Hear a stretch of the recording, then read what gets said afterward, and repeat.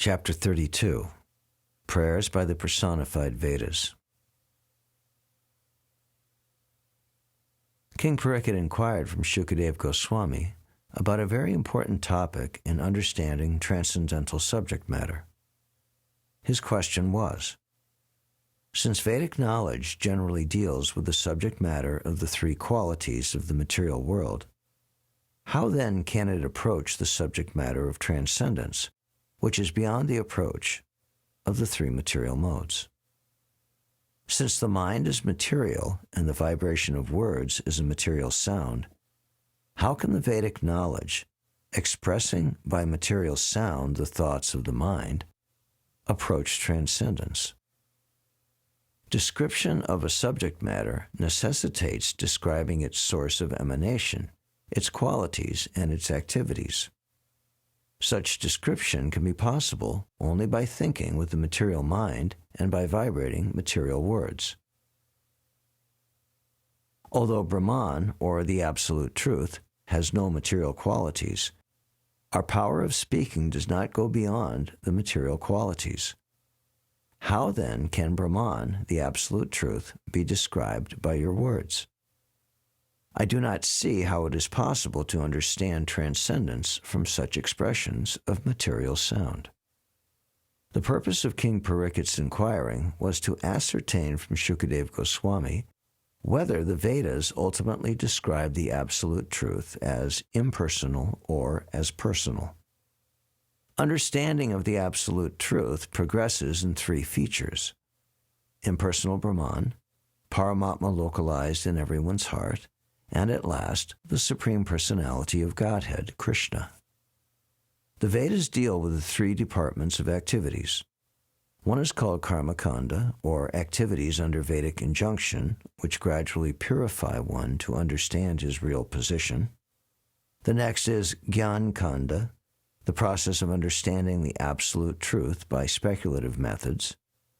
And the third is Upasana-kanda, or worship of the Supreme Personality of Godhead, and sometimes of the demigods also. The worship of the demigods recommended in the Vedas is ordered with the understanding of the demigods' relationship to the Personality of Godhead. The Supreme Personality of Godhead has many parts and parcels. Some are called svamshas, or his personal expansions, and some are called vibhanamshas, the living entities.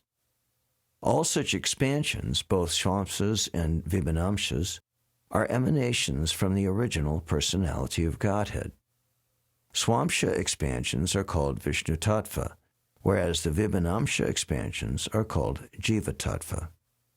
The different demigods are Jiva Tattva. The conditioned souls are generally put into the activities of the material world for sense gratification. Therefore, as stated in the Bhagavad Gita, to regulate those who are very much addicted to different kinds of sense gratification, the worship of demigods is sometimes recommended.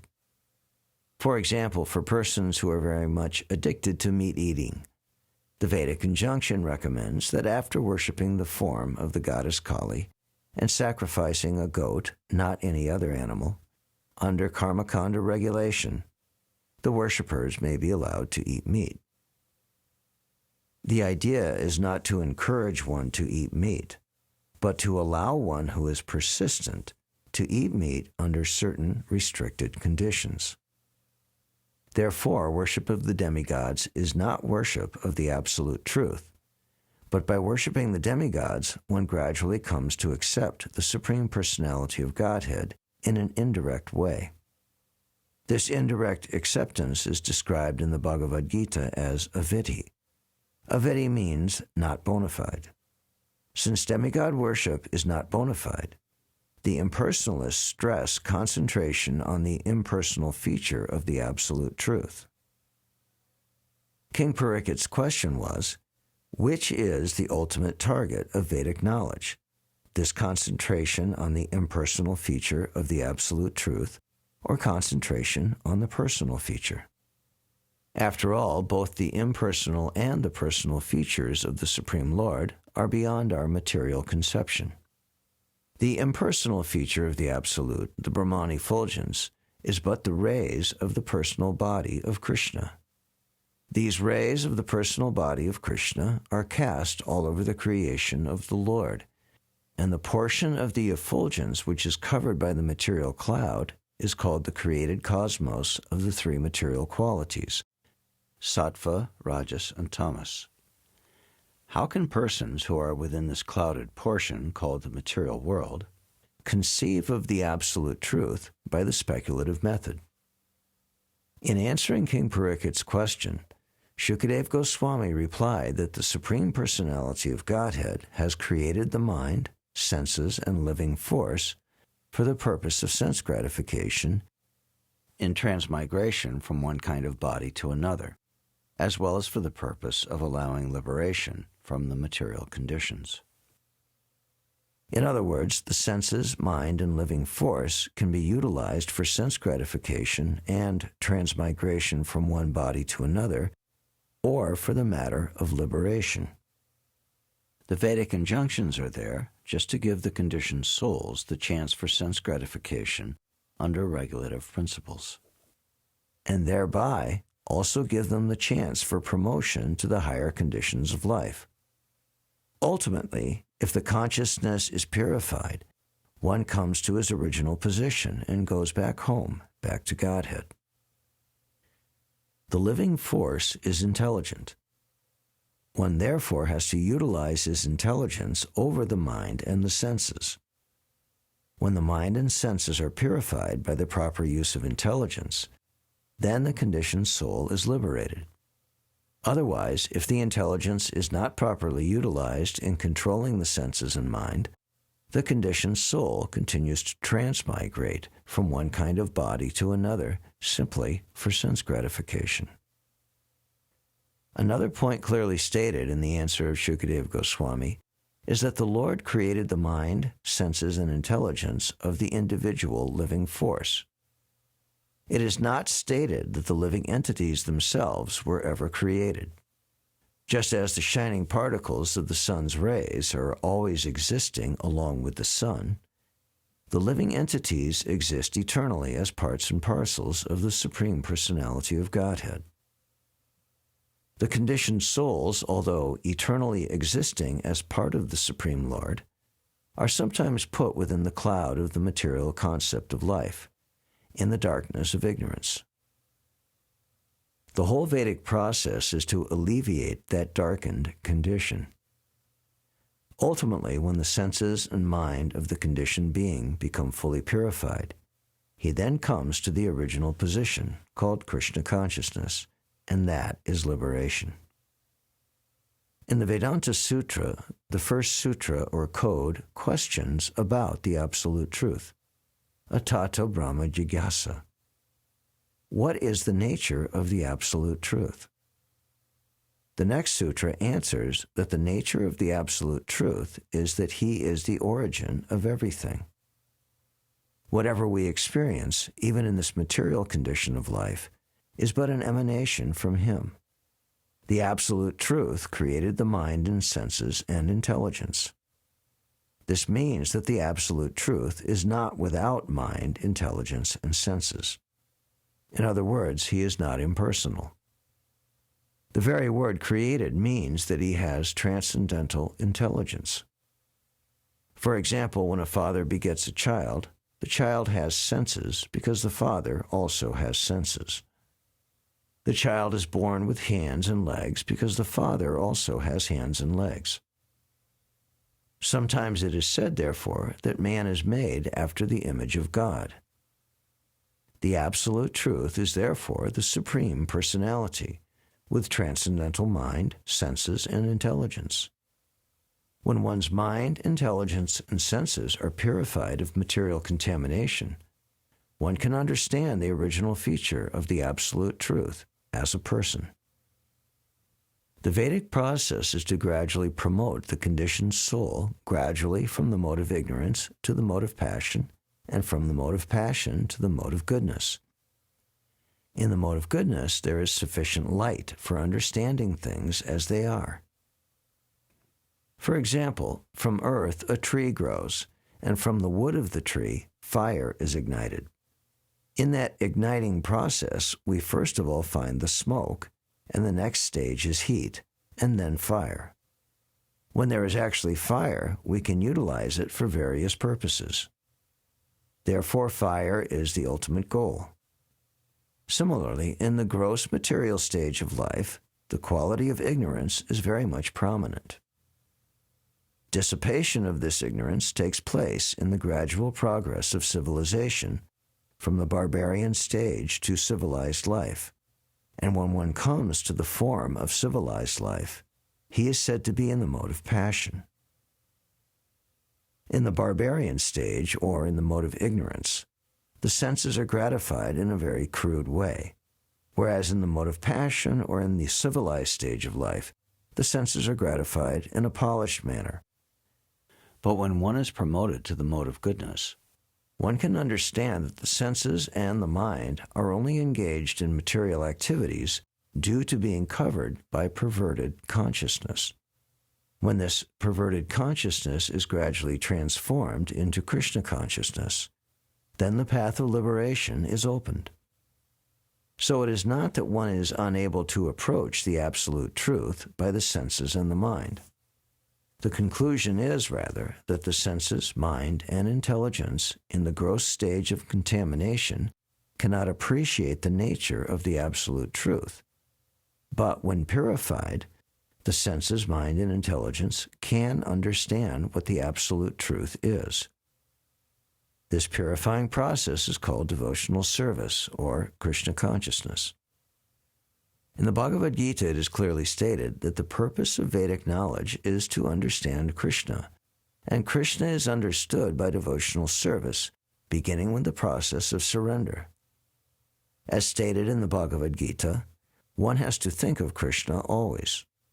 One has to render loving service to Krishna always, and one has to always worship and bow down before Krishna. By this process only can one enter into the kingdom of God without any doubt. When one is enlightened in the mode of goodness by the process of devotional service, he is freed from the modes of ignorance and passion. The word Atmane indicates the stage of Brahminical qualification in which one is allowed to study the Vedic literatures known as the Upanishads. The Upanishads describe in different ways the transcendental qualities of the Supreme Lord. The Absolute Truth, the Supreme Lord, is called Nirguna. That does not mean that he has no qualities. It is only because he has qualities that the conditioned living entities can have qualities. The purpose of studying the Upanishads is to understand the transcendental quality of the Absolute Truth, as opposed to the material qualities of ignorance, passion, and goodness. That is the way of Vedic understanding. Great sages like the four Kumaras, headed by Sanak, followed these principles of Vedic knowledge and came gradually from impersonal understanding to the platform of personal worship of the Supreme Lord. It is therefore recommended that we must follow the great personalities. Shukadeva Goswami is also one of the great personalities, and his answer to the inquiry of Maharaj Parikshit is authorized. One who follows in the footsteps of such great personalities surely walks very easily on the path of liberation and ultimately goes back to home, back to Godhead. That is the way of perfecting this human form of life. Shukadeva Goswami continued to speak to Parikshit Maharaj. "My dear king," he said, "I will narrate in this regard a nice story. This story is important because it is in connection with Narayan, the Supreme Personality of Godhead. This narration is a conversation between Narayan Rishi and the great sage Narada. Narayan Rishi still resides in Badrak Ashram in the Himalayan hills and is accepted as an incarnation of Narayan. Once when Narada, the great devotee and ascetic amongst the demigods, was traveling in different planets, he desired to personally meet the ascetic Narayan in Badrak Ashram and offer him his respects. This great sage, incarnation of Godhead, Narayan Rishi, has been undergoing great penances and austerities from the very beginning of the creation in order to teach the inhabitants of Bharat Varsh how to attain the highest perfectional stage of going back to Godhead. His austerities and penances are exemplary practices for the human being. Bhadrika Ashram is situated in the northernmost part of the Himalayan mountains and is always covered with snow. Religious Indians still go to visit this place during the summer season, when the snowfall is not very severe. Once, the incarnation of God, Narayan Rishi, was sitting amongst many devotees in the village known as Kalapagram. Of course, these were not ordinary sages who were sitting with him, and the great sage Narada also appeared there. After offering his respects to Narayan Rishi, Narada asked him exactly the same question asked by King Parikshit of Shukadeva Goswami. When Narada asked this question of Narayan Rishi, the Rishi also answered by following in the footsteps of his predecessors. He narrated a story of how the same question had been discussed on the planet known as Janaloka. Janaloka is above the Swargaloka planets, such as the Moon, Venus, etc. In this planet, great sages and saintly persons live, and they were also discussing the same point regarding the understanding of Brahman and his real identity. The great sage Narayan began to speak. "My dear Narada," he said, "I will tell you a story which took place long, long ago. There was a great meeting of the denizens of the heavenly planets, and almost all of the important brahmacharis, such as the four Kumars, Sanat, Sanandana, Sanak, and Sanat Kumar, attended. Their discussion was on the subject matter of understanding the absolute truth, Brahman. You were not present at that meeting because you went to see my expansion, Aniruddha, who lives on the island of Svetadweep. In this meeting, all the great sages and brahmacharis very elaborately discussed the point about which you have asked me, and it was very interesting. The discussion was so delicate that even the Vedas were unable to answer the intricate questions raised." Narayan Rishi told Naradaji that the same question which Naradaji had raised had been discussed in that meeting in Janaloka. This is the way of understanding through the parampara, or disciplic succession. Maharaj Parikshit was sent to Sukadeva Goswami. Sukadeva Goswami referred the matter to Narada, who had in the same way questioned Narayan Rishi, who had put the matter to still higher authorities in the planet of Janaloka, where it was discussed among the great Kumars, Sanat, Sanatan, Sanak Kumar, and Sanandana. These four brahmacharis are recognized scholars in the Vedas and Shastras. Their unlimited volumes of knowledge, backed by austerities and penances, are exhibited by their sublime, ideal character. They are very amiable and gentle in behavior, and for them there is no distinction between friends, well-wishers, and enemies. Being transcendentally situated, such personalities as the Kumars are above all material considerations and are always neutral in respect to material dualities. In the discussions held among the four brothers, one of them, namely Sanandana, was selected to speak, and the other brothers became the audience to hear him. Sanandana said, "After the dissolution of the whole cosmic manifestation, the entire energy and the whole creation in its nucleus form enters into the body of Garbhodaksha Vishnu. The Lord at that time remains asleep for a long, long time. And where there is again necessity of creation, the Vedas personified assemble around the Lord and begin to glorify him, describing his wonderful transcendental pastimes. It is exactly like a king. When he is asleep in the morning, the appointed reciters come around his bedroom and begin to sing of his chivalrous activities. And while hearing of his glorious activities, the king gradually awakens. The Vedic reciters, or the personified Vedas, sing thus: O unconquerable Lord, You are the Supreme Personality. No one is equal to you or greater than you. No one can be more glorious in his activities. All glories unto you. All glories unto you. By your own transcendental nature, you fully possess all 6 opulences. As such, you are able to deliver all conditioned souls from the clutches of Maya. O Lord, we fervently pray that you kindly do so. All the living entities, being your parts and parcels, are naturally joyful, eternal, and full of knowledge. But due to their own faults, they try to imitate you by trying to become the supreme enjoyer. Thus, they disobey your supremacy and become offenders. And because of their offenses, your material energy has taken charge of them.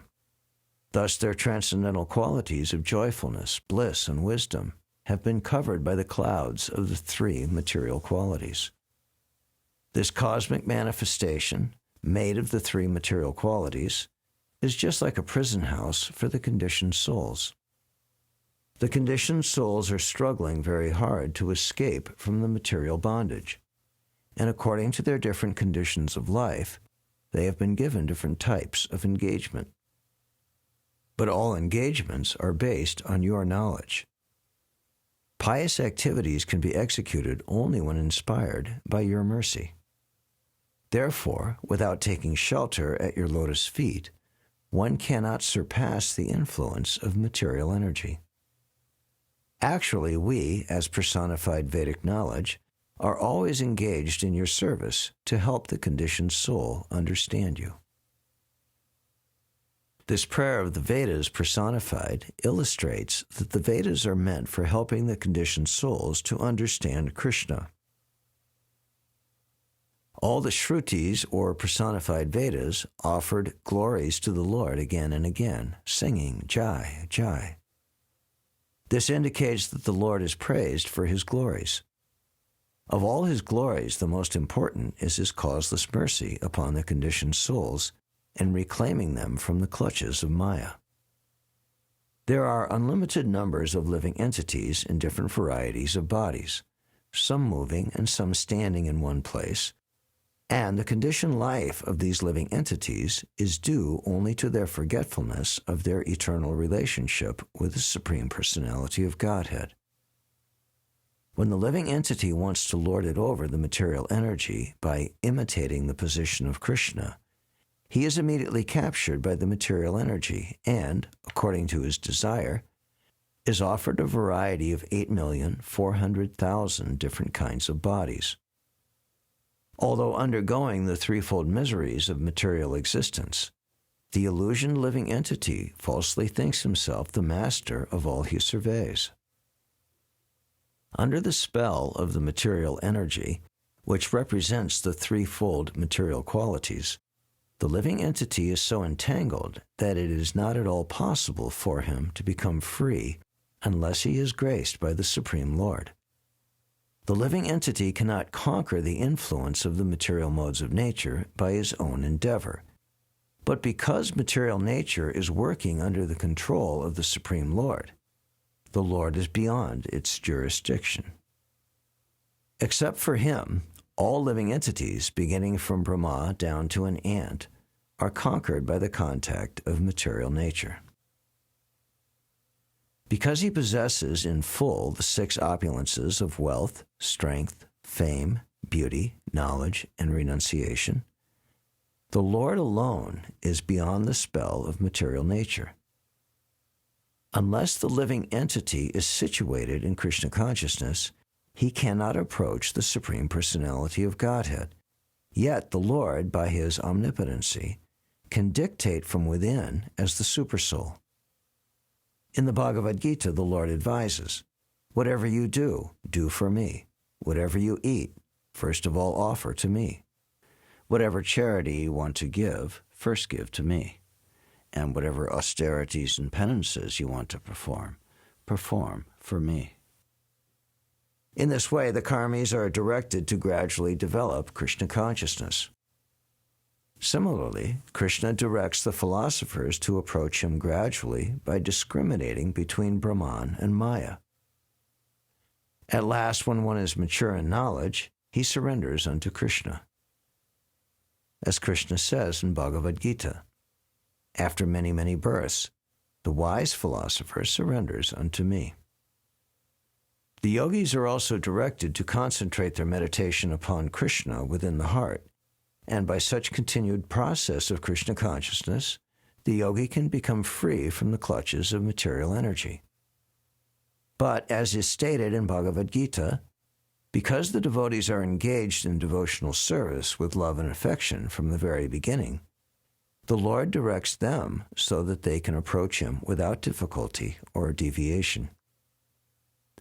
Only by the grace of the Lord can the living entity understand the exact position of Brahman, Paramatma, and Bhagwan. The statements of the personified Vedas give clear evidence that the Vedic literature is presented only for understanding Krishna. It is confirmed in the Bhagavad Gita that through all the Vedas, it is Krishna alone who has to be understood. Krishna is always enjoying, either in the material world or in the spiritual world. Because he is the supreme enjoyer, for him there is no distinction between the material world and spiritual worlds. The material world is an impediment for the ordinary living entities because they are under its control. But Krishna, being the controller of the material world, has nothing to do with the impediments it offers. Therefore, in different parts of the Upanishads, the Vedas declare, Brahman is eternal, full of all knowledge and all bliss, but the one supreme personality of Godhead is existing in the heart of every living entity. Because of his all-pervasiveness, he is able to enter not only into the hearts of the living entities, but even into the atoms also. As the Supersoul, he is the controller of all activities of the living entities. He is living within all of them and witnessing their actions, allowing them to act according to their desires, and also giving them the results of their different activities. He is the living force of all things, but still he is transcendental to the material qualities. He is omnipotent. He is expert in manufacturing everything, and on account of his superior natural knowledge, he can bring everyone under his control. As such, he is everyone's master. He is sometimes manifest on the surface of the globe, but he is simultaneously within all matter. Desiring to expand himself in multi-forms, he glanced over the material energy, and thus innumerable living entities became manifest. Everything is created by his superior energy, and everything in his creation appears to be perfectly done without deficiency. Those who aspire for liberation from this material world must therefore worship the Supreme Personality of Godhead, the ultimate cause of all causes. He is just like the total mass of earth, from which varieties of earthly pots are manufactured. The pots are made of earthly clay, they rest on the earth, and after being destroyed, their elements ultimately merge back into earth. Although the personality of Godhead is the original cause of all varieties of manifestation, the impersonalists especially stress the Vedic statement, Sarvam kal vidam Brahma. Everything is Brahman. The impersonalists do not take into account the varieties of manifestation emanating from the supreme cause of Brahman. They simply take into consideration that everything emanates from Brahman and after destruction merges into Brahman, and that the intermediate stage of manifestation is also Brahman. Although the Mayavadis believe that prior to its manifestation, the cosmos was in Brahman, after creation it remains in Brahman, and after destruction it merges into Brahman, they do not know what Brahman is. This fact is clearly described in the Brahma Samhita. The living entities, space, time, and the material elements like fire, earth, sky, water, and mind constitute the total cosmic manifestation known as Bhur Bhuva Swa, which is manifested by Govinda. It flourishes on the strength of Govinda, and after annihilation enters into and is conserved in Govinda. Lord Brahma therefore says, I worship Lord Govinda, the original personality, the cause of all causes. The word Brahman indicates the greatest of all and the maintainer of everything. The impersonalists are attracted by the greatness of the sky, but because of their poor fund of knowledge, they are not attracted by the greatness of Krishna. In our practical life, however, we are attracted by the greatness of a person and not by the greatness of a big mountain. Actually, the term Brahman can be applied to Krishna only. Therefore, in the Bhagavad Gita, Arjuna admitted that Lord Krishna is the Para Brahman, or the supreme rest of everything. Krishna is the supreme Brahman because of his unlimited knowledge, unlimited potencies, unlimited strength, unlimited influence, unlimited beauty, and unlimited renunciation. Therefore, the word Brahman can be applied to Krishna only. Arjuna affirms that because the impersonal Brahman is the effulgence emanating as rays of Krishna's transcendental body, Krishna is the Param Brahman. Everything is resting on Brahman, but Brahman itself is resting on Krishna. Therefore, Krishna is the ultimate Brahman, or Param Brahman. The material elements are accepted as inferior energies of Krishna because, by their interaction, the cosmic manifestation takes place, rests on Krishna, and after dissolution again enters into the body of Krishna as his subtle energy. Krishna is therefore the cause of both manifestation and dissolution. Sarvam Kalvidam Brahma means everything is Krishna, and that is the vision of the Mahabhagavats. They see everything in relation to Krishna. The impersonalists argue that Krishna has transformed himself into many, and that therefore everything is Krishna, and worship of everything is worship of him. This false argument is answered by Krishna in the Bhagavad Gita. Although everything is a transformation of the energy of Krishna, he is not present everywhere. He is simultaneously present and not present. By his energy, he is present everywhere, but as the energetic, he is not present everywhere. This simultaneous presence and non-presence is inconceivable to our present senses. But a clear explanation is given in the beginning of the Ishopanishad, in which it is stated that the Supreme Lord is so complete that although unlimited energies and their transformations are emanating from Krishna, Krishna's personality is not in the least bit transformed. Therefore, since Krishna is the cause of all causes, intelligent persons should take shelter of his lotus feet. Krishna advises everyone just to surrender unto him alone, and that is the way of Vedic instruction. Since Krishna is the cause of all causes, he is worshipped by all kinds of sages and saints by observance of the regulative principles.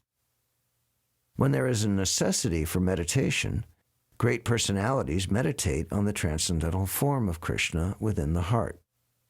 In this way, the minds of great personalities are always engaged in Krishna.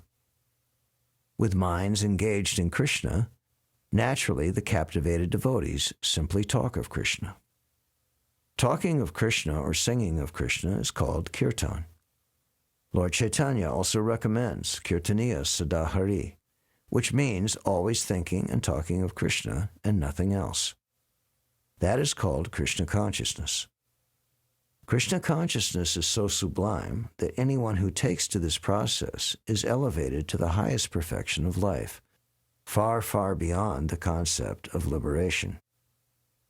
In the Bhagavad Gita, therefore, Krishna advises everyone always to think of him, render devotional service to him, worship him, and offer obeisances to him.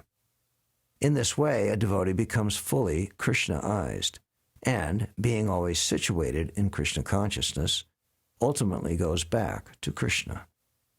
Although the Vedas have recommended worship of different demigods as different parts and parcels of Krishna, it is to be understood that such instructions are meant for the less intelligent class of men, who are still attracted by material sense enjoyment. But the person who actually wants perfect fulfillment of the mission of human life should simply worship Lord Krishna, and that will simplify the matter and completely guarantee the success of his human life. Although the sky, the water, and the land are all part and parcel of the material world, when one stands on the solid land, his position is more secure than when he stands in the sky or the water. An intelligent person, therefore, does not stand under the protection of different demigods, although they are part and parcel of Krishna. Rather, he stands on the solid ground of Krishna consciousness. That makes his position sound and secure. Impersonalists sometimes give the example that if one stands on a stone or a piece of wood, one certainly stands on the surface of the land, because the stone and wood are both resting on the surface of the earth. But it may be replied that if one stands directly on the surface of the earth, he is more secure than on the wood or stone which are resting on the earth. In other words, taking shelter of Paramatma, or taking shelter of impersonal Brahman, is not as secure a course as taking direct shelter of Krishna in Krishna consciousness. The position of the jnanis and yogis is therefore not as secure as the position of the devotees of Krishna.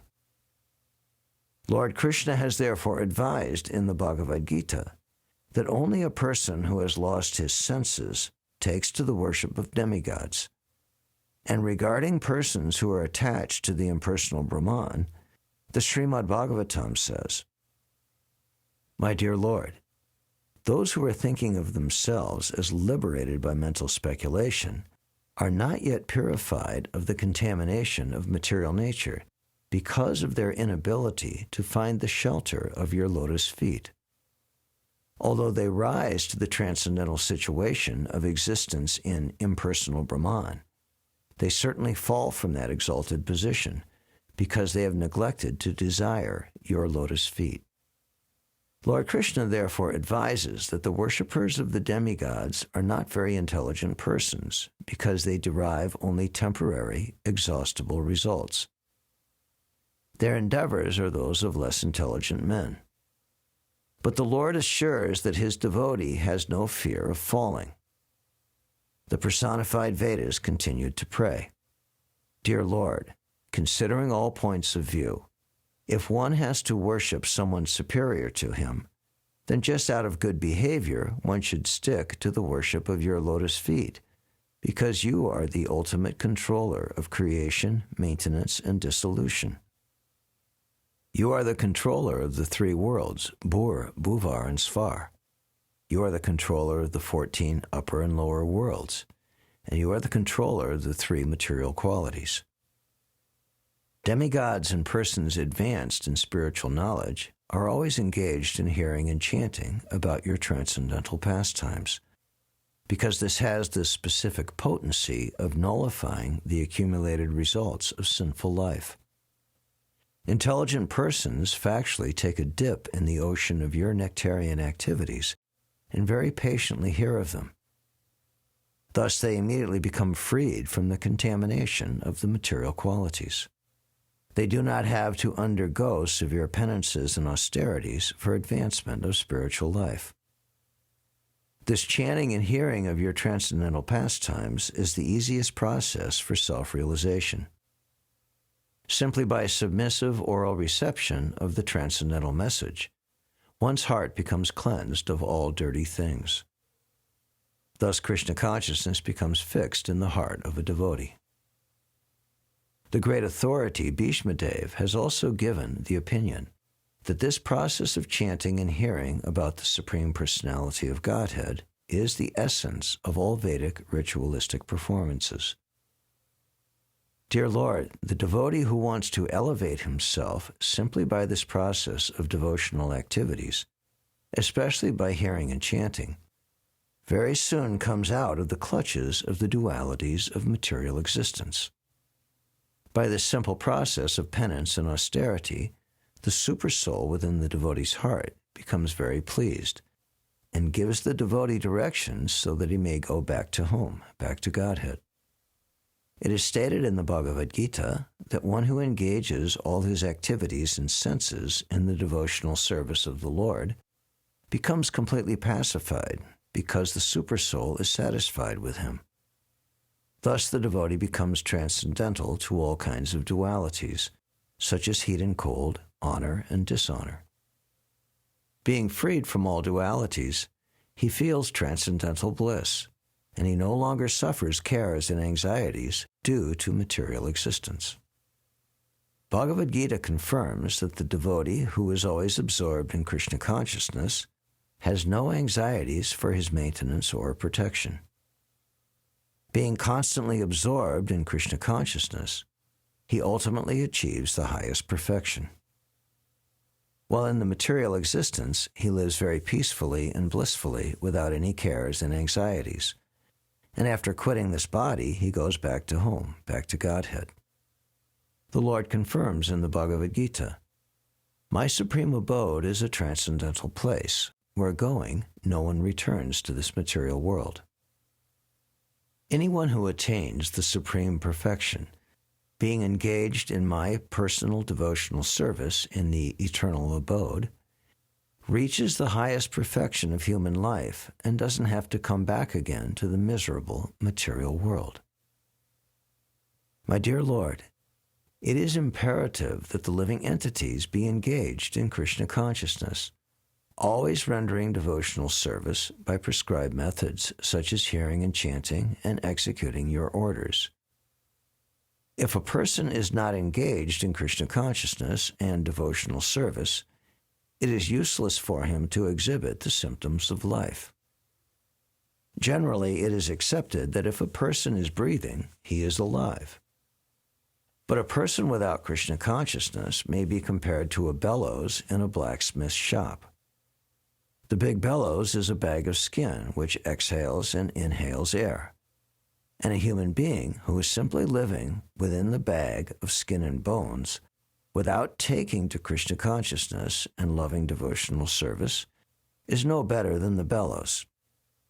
Similarly, a non-devotee's long duration of life is compared to the long existence of a tree. His voracious eating capacity is compared to the eating of dogs and hogs, and his enjoyment in sex life is compared to that of hogs and goats. The cosmic manifestation has been possible because of the entrance of the Supreme Personality of Godhead as Mahavishnu within this material world. The total material energy becomes agitated by the glance of Mahavishnu, and only then does the interaction of the three material qualities begin. Therefore, it should be concluded that whatever material facilities we are trying to enjoy are available only due to the mercy of the Supreme Personality of Godhead. Within the body, there are 5 different departments of existence, known as Annamaya, Pranamaya, Manomaya, Vijnanamaya, and at last, Anandamaya. In the beginning of life, every living entity is food conscious. A child or an animal is satisfied only by getting nice food. This stage of consciousness, in which the goal is to eat sumptuously, is called Annamaya. Anna means food. After this, one lives in the consciousness of being alive. If one can continue his life without being attacked or destroyed, one thinks himself happy. This stage is called Pranamaya, or consciousness of one's existence. After this stage, when one is situated on the mental platform, that consciousness is called Manomaya. The material civilization is primarily situated in these 3 stages, Annamaya, Pranamaya, and Manomaya. The first concern of civilized persons is economic development.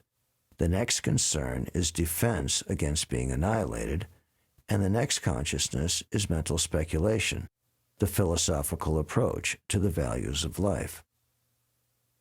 If by the evolutionary process of philosophical life, one happens to reach to the platform of intellectual life and understands that he is not this material body, but is a spirit soul, then by evolution of spiritual life, he comes to the understanding of the Supreme Lord or the Supreme Soul. When one develops his relationship with him and executes devotional service, that stage of life is called Krishna consciousness, the Anandamaya stage. Anandamaya is the blissful life of knowledge and eternity. As it is said in the Vedanta Sutra, Anandamayo Vyasat. The Supreme Brahman and the subordinate Brahman, or the Supreme Personality of Godhead and the living entities, are both joyful by nature. As long as the living entities are situated in the lower four stages of life, Annamaya, Pranamaya, Manomaya, and Vijnanamaya, they are considered to be in the material condition of life. But as soon as one reaches the stage of Anandamaya, he becomes a liberated soul. This Anandamaya stage is explained in the Bhagavad Gita as the Brahma-bhuta stage.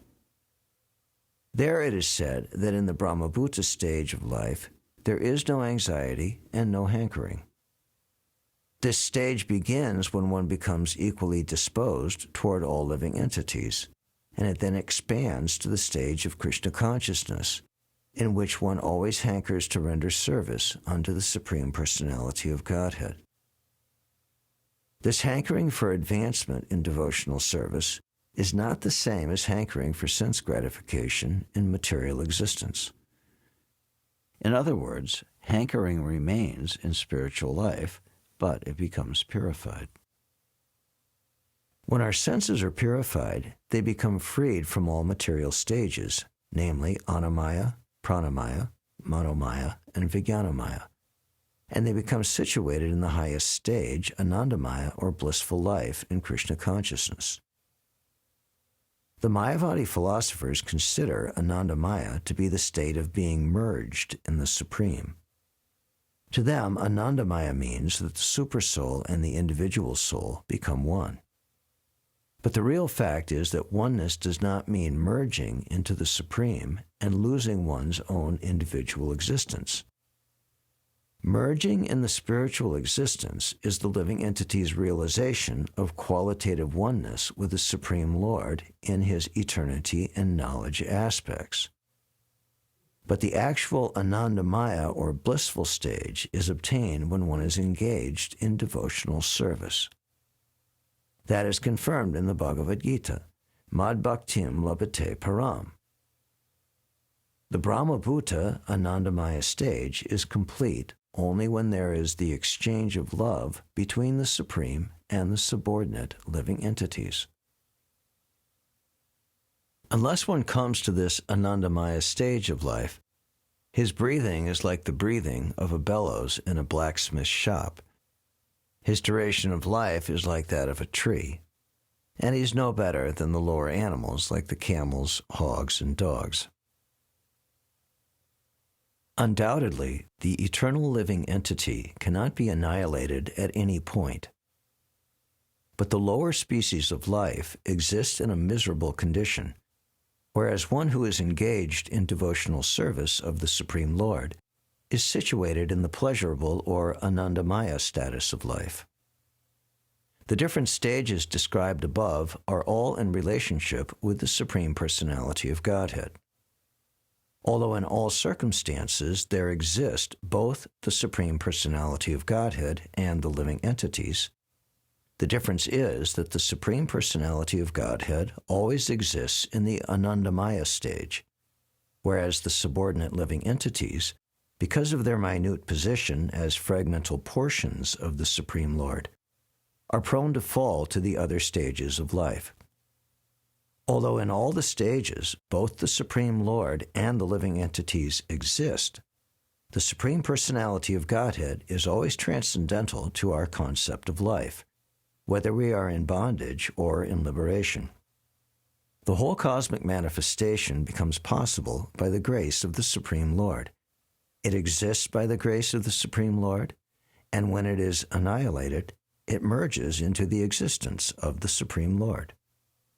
As such, the Supreme Lord is the supreme existence, the cause of all causes. Therefore, the conclusion is that without development of Krishna consciousness, one's life is simply a waste of time. Those who are very materialistic and cannot understand the situation of the spiritual world cannot understand the abode of Krishna.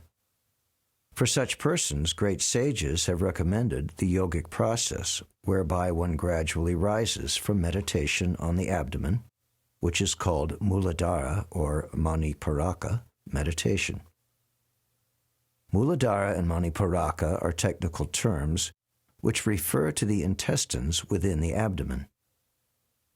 Grossly materialistic persons think that economic development is of foremost importance because they are under the impression that a living entity exists only by eating. Such grossly materialistic persons forget that although we may eat as much as we like, if the food is not digested, it produces the troubles of indigestion and acidity. Therefore, in itself, eating is not the cause of the vital energy of life. For digestion of eatables, we have to take shelter of another, superior energy, which is mentioned in the Bhagavad Gita as Vaishvanara. Lord Krishna says in the Bhagavad Gita that he helps the digestion in the form of Vaishvanara. The Supreme Personality of Godhead is all-pervasive. Therefore, his presence as Vaishvanara is not extraordinary. Krishna is actually present everywhere. The Vaishnav, therefore, marks his body with temples of Vishnu. He first marks a tilak temple on the abdomen, then on the chest, then between the collarbones, then on the forehead, and gradually he marks the top of the head, the Brahmarandra. The 13 temples of tilak marked on the body of a Vaishnav are known as follows. On the forehead is the temple of Lord Keshava. On the belly is the temple of Lord Narayan. On the chest is the temple of Lord Madhava. And on the throat, between the two collarbones, is the temple of Lord Govinda. On the right side of the waist is the temple of Lord Vishnu. On the right arm is the temple of Lord Madhusudana. And on the right side of the collarbone, the temple of Lord Trivikram. Similarly, on the left side of the waist is the temple of Lord Vamanadev. On the left arm is the temple of Sridhar. On the left side of the collarbone is the temple of Rishikesh. On the upper back, the temple is called Padmanabh. And on the lower back, the temple is called Damodar. On the top of the head, the temple is called Vasudev. This is the process of meditation on the Lord's situation in different parts of the body. But for those who are not Vaishnavas, great sages recommend meditation on the bodily concept of life. Meditation on the intestines, on the heart, on the throat, on the eyebrows, on the forehead, and then on the top of the head. Some of the sages in the disciplic succession from the great saint Aruna meditate on the heart because the supersoul is also staying within the heart along with the living entity. This is confirmed in Bhagavad Gita, 15th chapter, wherein the Lord states, I am situated in everyone's heart. For the Vaishnav, the protection of the body for the service of the Lord is a part of devotional service, but those who are gross materialists accept the body as the self. They worship the body by the yogic process of meditation on the different bodily parts, such as Maniparaka, Dahara, and Hridaya, gradually rising to the Brahmarandra on the top of the head.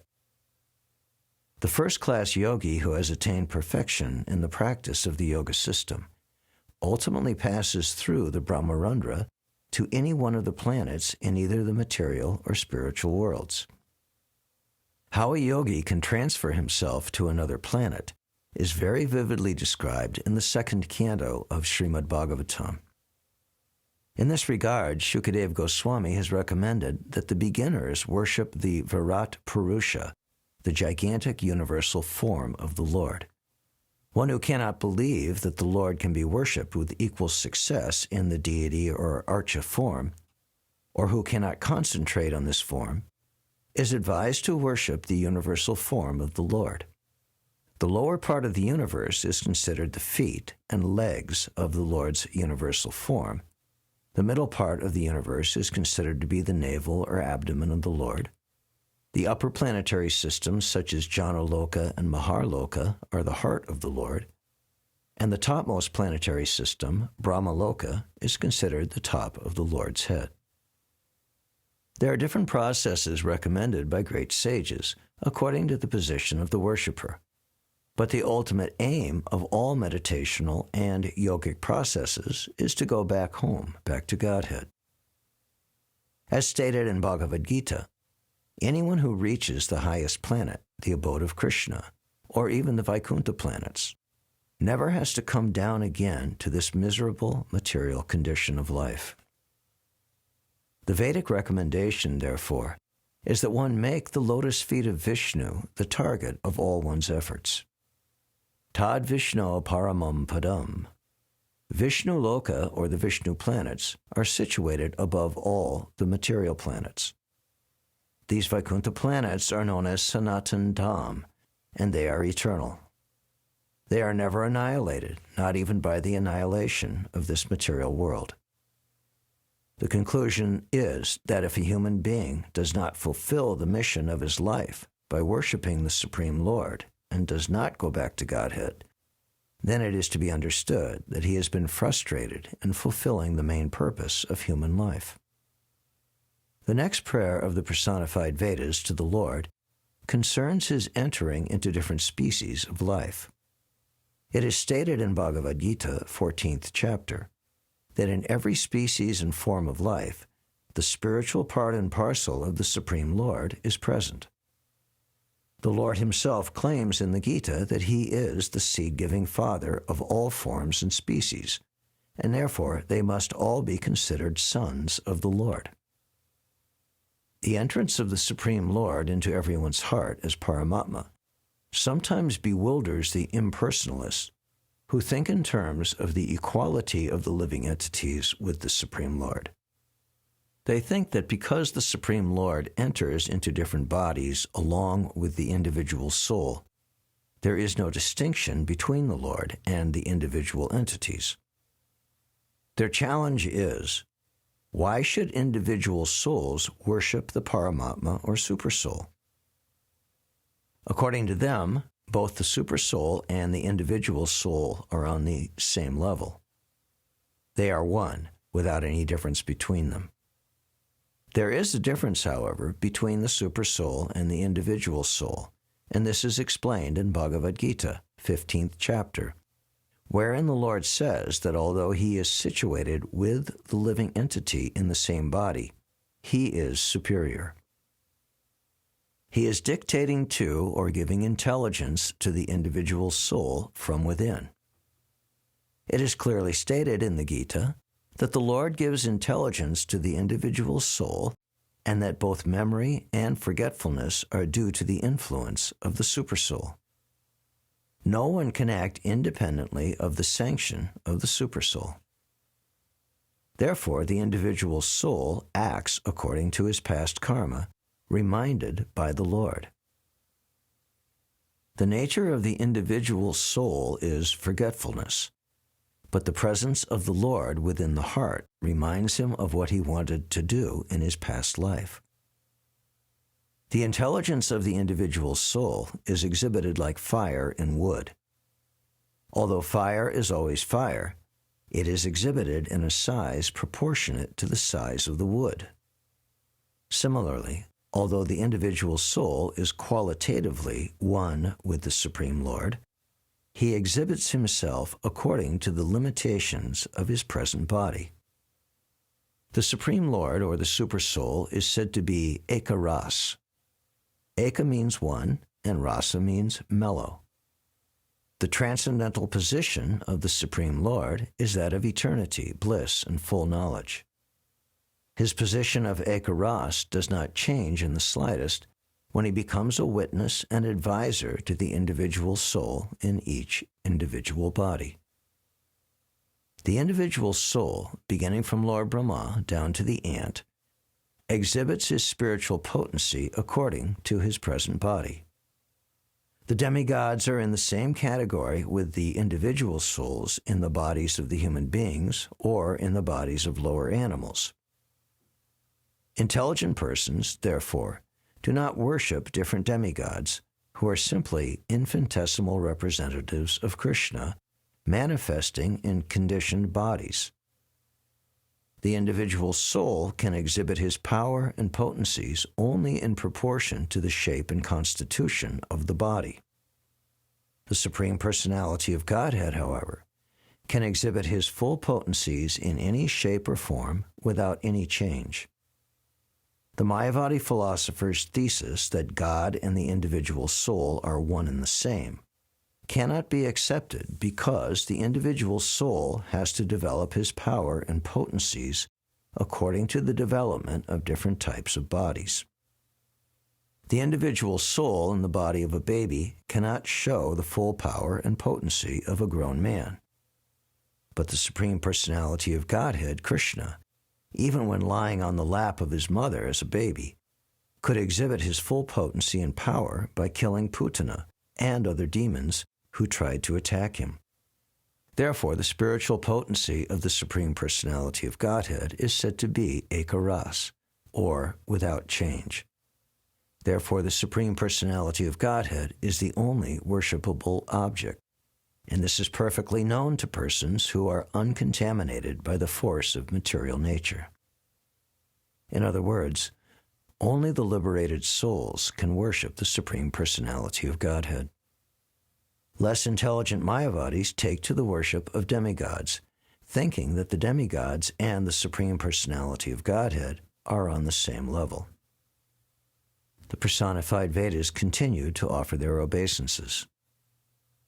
Dear Lord, they prayed, after many, many births, those who have actually become wise take to the worship of your lotus feet in complete knowledge. This is also confirmed in the Bhagavad Gita, wherein the Lord says that after many, many births, a great soul or Mahatma surrenders unto the Lord, knowing well that Vasudeva, Krishna, is the cause of all causes. The Vedas continued, as has already been explained, since our mind, intelligence, and senses have been given to us by God, when these instruments are actually purified, there is no alternative but to engage them all in the devotional service of the Lord. A living entity's entrapment in different species of life is due to the misapplication of his mind, intelligence, and senses in material activities.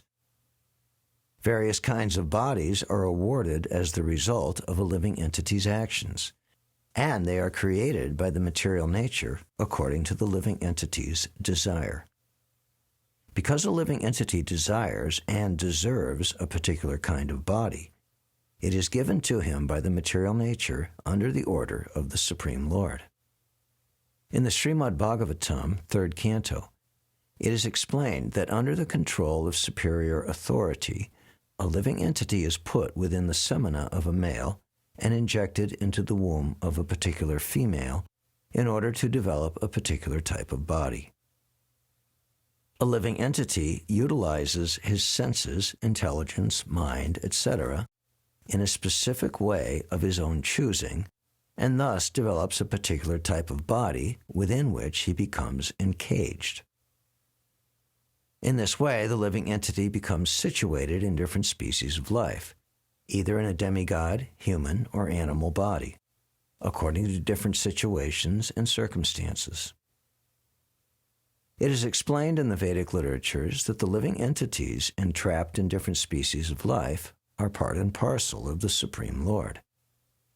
The Mayavadi philosophers mistake the living entity for the Paramatma, who is actually sitting with the living entity as a friend. Because the Paramatma, the localized aspect of the Supreme Personality of Godhead, and the individual living entity are both within the body, A misunderstanding sometimes takes place that there is no difference between the two. But there is a definite difference between the individual soul and the supersoul, and it is explained in the Varaha Purana as follows. The Supreme Lord has two kinds of parts and parcels. The living entity is called Vibhanamsha, and the Paramatma, or the plenary expansion of the Supreme Lord, is called Swamsha. The Swamsha plenary expansion of the Supreme Personality is as powerful as the Supreme Personality of Godhead Himself. There is not even the slightest difference between the potency of the Supreme Person and that of His plenary expansion as Paramatma. But the Vibhanamsha parts and parcels possess only a minute portion of the potencies of the Lord. The Narayan Pancharatra states that the living entities, who are the marginal potency of the Supreme Lord, are undoubtedly of the same quality of spiritual existence as the Lord Himself, but they are prone to be tinged with the material qualities. Because He is prone to be subjected to the influence of material qualities, the minute living entity is called Jiva. Sometimes the Supreme Personality of Godhead is also known as Shiva, the all-auspicious. So the difference between Shiva and Jiva is that the all-auspicious personality of Godhead is never affected by the material qualities, whereas the minute portions of the Supreme Personality of Godhead are prone to be affected by the qualities of material nature. The supersoul within the body of a particular living entity, although a plenary portion of the Lord, is worshipable by the individual living entity. Great sages have therefore concluded that the process of meditation is designed so that the individual living entity may concentrate his attention on the lotus feet of the supersoul form, or Vishnu. That is the real form of samadhi. The living entity cannot become liberated from material entanglement by his own effort. He must therefore take to the devotional service of the lotus feet of the Supreme Lord, or the supersoul within himself. Sridhar Swami, the great commentator on Srimad Bhagavatam, has composed a nice verse in this regard, the purport of which is as follows. My dear Lord, I am eternally your part and parcel, but I have been entrapped by the material potencies, which are also an emanation from you. As the cause of all causes, you have entered my body as the supersoul, and I have the prerogative to enjoy the supreme blissful life of knowledge along with you.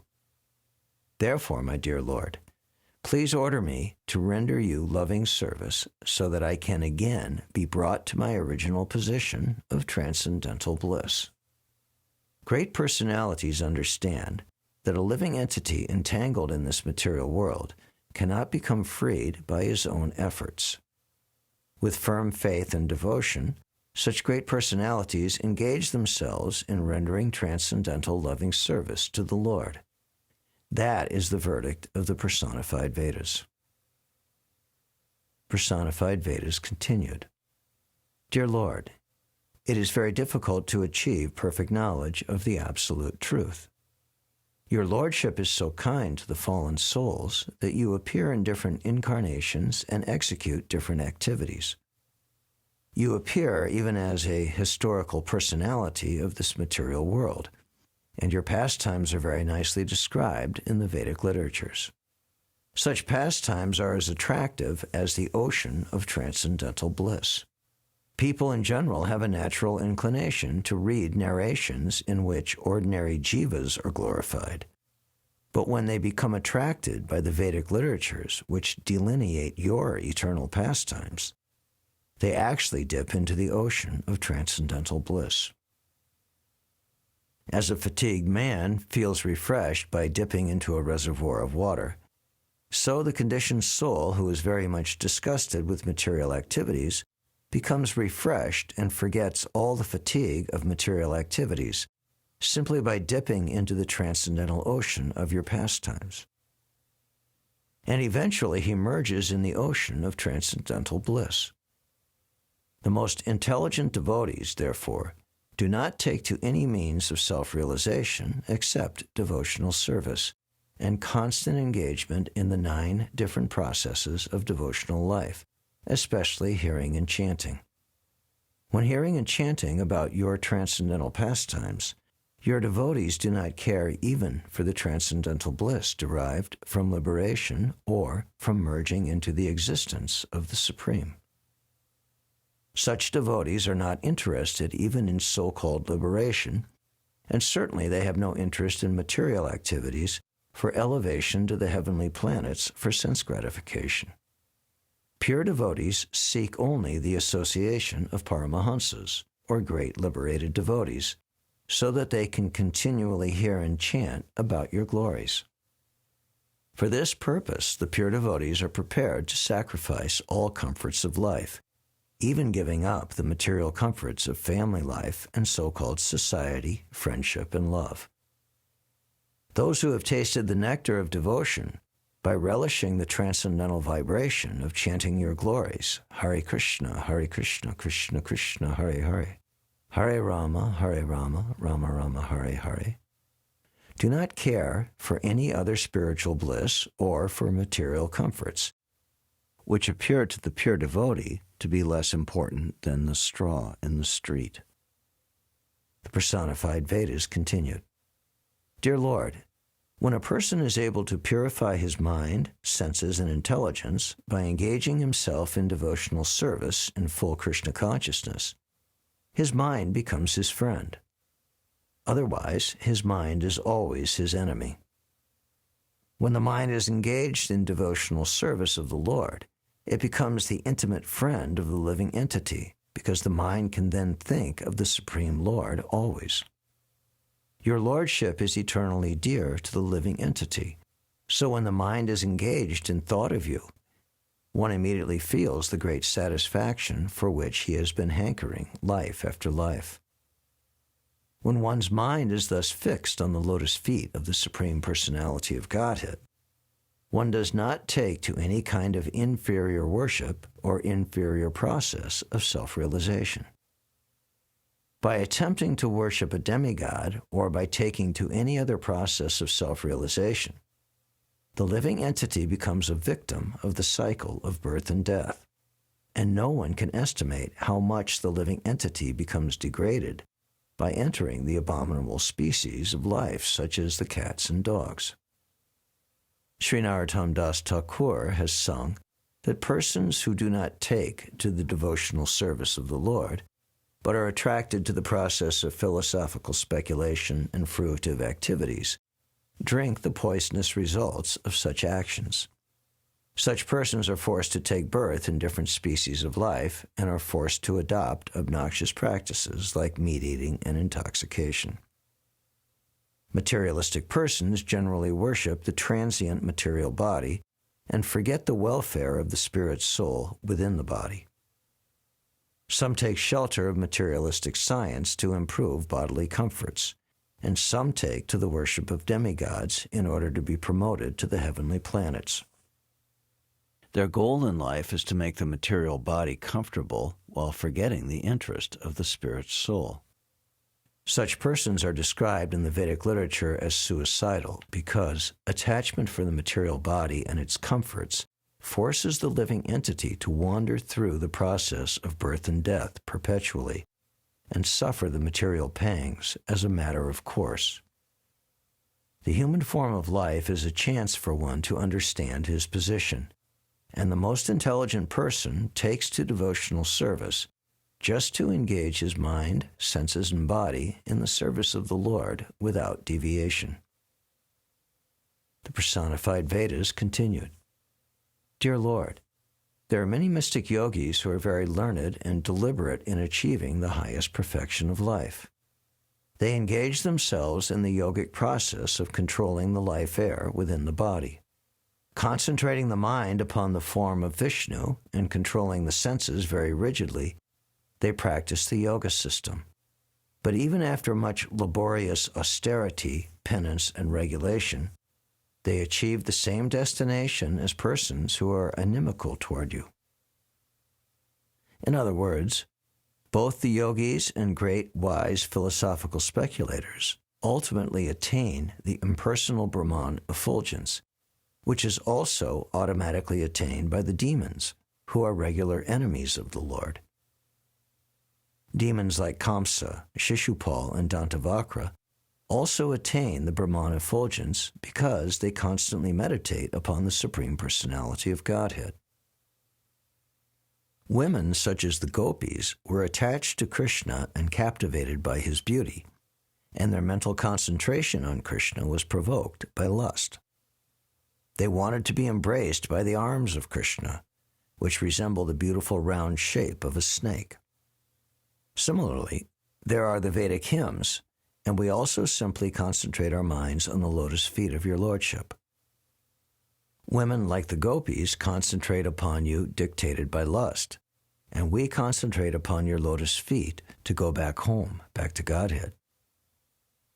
Your enemies also concentrate upon you, thinking always how to kill you, and the yogis undertake great penances and austerities just to attain your impersonal effulgence.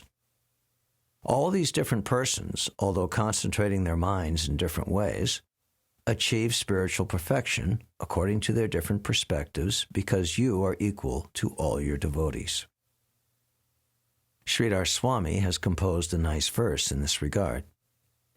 My dear Lord, to be engaged always in thinking of your lotus feet is very difficult. It is possible by great devotees who have already achieved love for you and are engaged in transcendental loving service. My dear Lord, I wish that my mind also may be engaged somehow or other on your lotus feet, at least for some time. The attainment of spiritual perfection by different spiritualists is explained in the Bhagavad Gita, wherein the Lord says that he grants the perfection the devotee desires in proportion to the devotee's surrender unto him. The impersonalists, yogis, and the enemies of the Lord enter into the Lord's transcendental effulgence, but the personalists who are following in the footsteps of the inhabitants of Vrindavan, or strictly following the path of devotional service, are elevated to the personal abode of Krishna, Goloka Vrindavan, or to the Vaikuntha planets. Both the impersonalists and the personalists enter into the spiritual realm or the spiritual sky, but the impersonalists are given their place in the impersonal Brahman effulgence, whereas the personalists are given a position in the Vaikuntha planets or in the Vrindavan planet according to their desire to serve the Lord in different mellows. The Personified Vedas stated that persons who are born after the creation of this material world cannot understand the existence of the Supreme Personality of Godhead by manipulating their material knowledge. Just as a person born in a particular family cannot understand the position of his great-grandfather who lived before the birth of the recent generation, we are unable to understand the Supreme Personality of Godhead, Narayan, or Krishna, who exists eternally in the spiritual world. In the 8th chapter of the Bhagavad Gita, it is clearly said that the Supreme Person who lives eternally in the spiritual kingdom of God, Sanatan Dham, can be approached only by devotional service. As for the material creation, Brahma is the first created person. Before Brahma, there was no living creature within this material world. It was void and dark until Brahma was born on the lotus flower sprouted from the abdomen of Garbhodakshay Vishnu. Garbhodakshay Vishnu is an expansion of Karanadakshay Vishnu. Karanadakshay Vishnu is an expansion of Sankarshan, and Sankarshan is an expansion of Balaram. Balaram is an immediate expansion of Lord Krishna. After the creation of Brahma, the two kinds of demigods were born. Demigods like the four brothers Sanak, Sanatan, Sanandana, and Sanat Kumar, who are representatives of renunciation of the world, and demigods like Marichi and their descendants who are meant to enjoy this material world. From these two kinds of demigods were gradually manifested all other living entities, including the human beings. Thus, any living creature within this material world, including Brahma, all the demigods, and all the Rakshasas, are to be considered modern. This means that they were all recently born. Therefore, just as a person recently born in a family cannot understand the situation of his distant forefather, so anyone within this material world cannot understand the position of the Supreme Lord in the spiritual world, because the material world has only recently been created. Although they have a long duration of existence, all the manifestations of the material world, namely the time elements, the living entities, the Vedas, and the gross and subtle elements, are all created at some point. Anything manufactured within this created situation or accepted as a means to understanding the original source of creation is to be considered modern. Therefore, by the process of self-realization or God-realization through fruitive activities, philosophical speculation, or mystic yoga, one cannot actually approach the supreme source of everything. When the creation is completely terminated, when there is no existence of the Vedas, no existence of material time, no existence of the gross and subtle material elements, and when all the living entities are in the non-manifested stage resting within Narayan, then all these manufactured processes become null and void and cannot act. Devotional service, however, is eternally going on in the eternal spiritual world. Therefore, the only factual process of self-realization or God-realization is devotional service. And if one takes to this process, he takes to the real process of God-realization. Srila Sridhar Swami has therefore composed a verse in this regard which conveys the idea that the supreme source of everything, the Supreme Personality of Godhead, is so great and unlimited that it is not possible for the living entity to understand him by any material acquisition. Everyone should therefore pray to the Lord to be engaged in his devotional service eternally, so that by the grace of the Lord one can understand the supreme source of creation. The supreme source of creation, the Supreme Lord, reveals himself only to the devotees. In the 4th chapter of Bhagavad Gita, the Lord says to Arjuna, "My dear Arjuna, because you are my devotee and because you are my intimate friend, I shall therefore reveal to you the process of understanding me." In other words, the supreme source of creation, the Supreme Personality of Godhead, cannot be understood by our own endeavor. We have to please him with devotional service, and then he will reveal himself to us. Then we can understand him to some extent.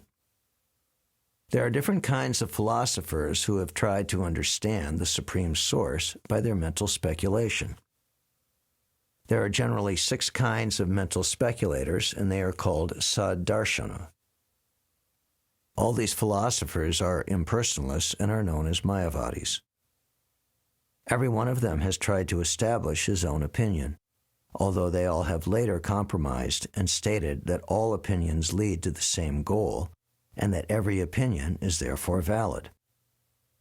According to the prayers of the personified Vedas, however, none of them are valid because their process of knowledge is created within the temporary material world. They have all missed the real point. The Supreme Personality of Godhead, or the Absolute Truth, can be understood only by devotional service. One class of philosophers, known as Mimamsakas, represented by sages such as Jaimini, have concluded that everyone should be engaged in pious activities or prescribed duties, and that such activities will lead one to the highest perfection. But this is contradicted in the 9th chapter of Bhagavad Gita, where Lord Krishna says that by pious activities one may be elevated to the heavenly planets, but as soon as one's accumulation of pious activities is used up, one has to leave the enjoyment of a higher standard of material prosperity in the heavenly planets and immediately come down again to these lower planets, where the duration of life is very short and where the standard of material happiness is of a lower grade. The exact words used in the Gita are kshine punye marchalokam vishanti. Therefore, the conclusion of the Mimamsaka philosophers that pious activities will lead one to the absolute truth is not valid. Although a pure devotee is by nature inclined to pious activities, no one can attain the favor of the Supreme Personality of Godhead by pious activities alone. Pious activities may purify one of the contamination caused by ignorance and passion, but this is automatically attained by a devotee who is constantly engaged in hearing the transcendental message of Godhead in the form of the Bhagavad Gita, Srimad Bhagavatam, or similar scriptures. From the Bhagavad Gita, we understand that even a person who is not up to the standard of pious activities, but who is absolutely engaged in devotional service, is to be considered well situated on the path of spiritual perfection. It is also said in the Bhagavad Gita that a person who is engaged in devotional service with love and faith is guided from within by the Supreme Personality of Godhead. The Lord Himself, as Paramatma, or the spiritual master sitting within one's heart, gives the devotee exact directions by which he can gradually go back to Godhead. The conclusion of the Mimamsaka philosophers is not actually the truth which can lead one to real understanding. Similarly, there are Sankhya philosophers, metaphysicians, or material scientists who study this cosmic manifestation by their invented scientific method and who do not recognize the supreme authority of God as the creator of the cosmic manifestation. Rather, they wrongly conclude that the reaction of material elements is the original cause of creation. The Bhagavad Gita, however, does not accept this theory. It is clearly said therein that behind the cosmic activities is the direction of the Supreme Personality of Godhead. This fact is corroborated by the Vedic injunction, asad va idam agra asit, which means that the origin of the creation existed before the cosmic manifestation. Therefore, the material elements cannot be the cause of material creation. Although the material elements are accepted as material causes, the ultimate cause is the Supreme Personality of Godhead Himself. The Bhagavad Gita says, therefore, that material nature works under the direction of Krishna. The conclusion of the atheistic Sankhya philosophy is that because the effects of the material worlds are temporary or illusory, the cause is therefore also illusory. The Sankhya philosophers are in favor of voidism, but the actual fact is that the original cause is the Supreme Personality of Godhead, and this cosmic manifestation is the temporary manifestation of His material energy. When this temporary manifestation is annihilated, its cause, the eternal existence of the spiritual world, continues as it is, and therefore the spiritual world is called Sanatan Dham, the eternal abode. The conclusion of the Sankhya philosopher is therefore not valid. Then there are the philosophers headed by Gautama and Kanada. They have very minutely studied the cause and effect of the material elements, and have ultimately come to the conclusion that atomic combination is the original cause of creation. Present material scientists also follow in the footsteps of Gautama and Kanada, who propounded this theory of Paramanuvada. This theory, however, cannot be supported because the original cause of everything is not inert atoms. This is confirmed in Bhagavad Gita and Srimad Bhagavatam, as well as in the Vedas, wherein it is stated, Eko Narayana Asit. Only Narayan existed before the creation. The Srimad Bhagavatam and Vedanta Sutra also say that the original cause is sentient and both indirectly and directly cognizant of everything within this creation. In the Bhagavad Gita, Krishna says, Aham sarvasya prabhava. I am the original cause of everything. and mata sarvam pravartate. From me, everything comes into existence. Therefore, atoms may form the basic combinations of material existence, but these atoms are generated from the Supreme Personality of Godhead. Thus, the philosophy of Gautama and Kanada cannot be supported.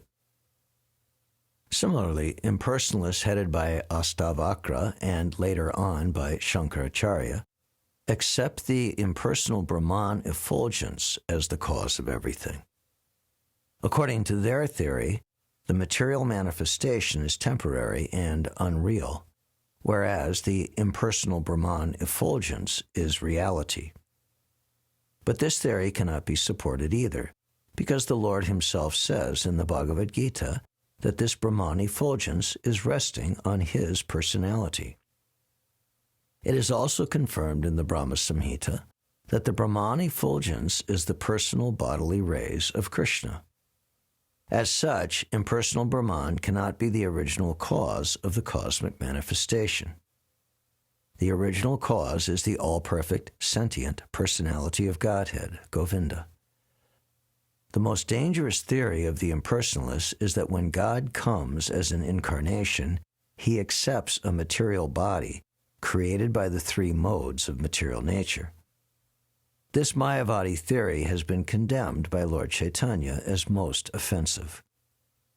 He has said that anyone who accepts the transcendental body of the personality of Godhead to be made of this material nature commits the greatest offense at the lotus feet of Vishnu.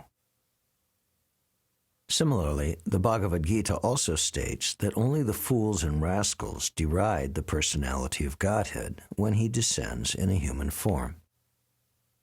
Lord Krishna, Lord Ram, and Lord Chaitanya actually moved within human society as human beings.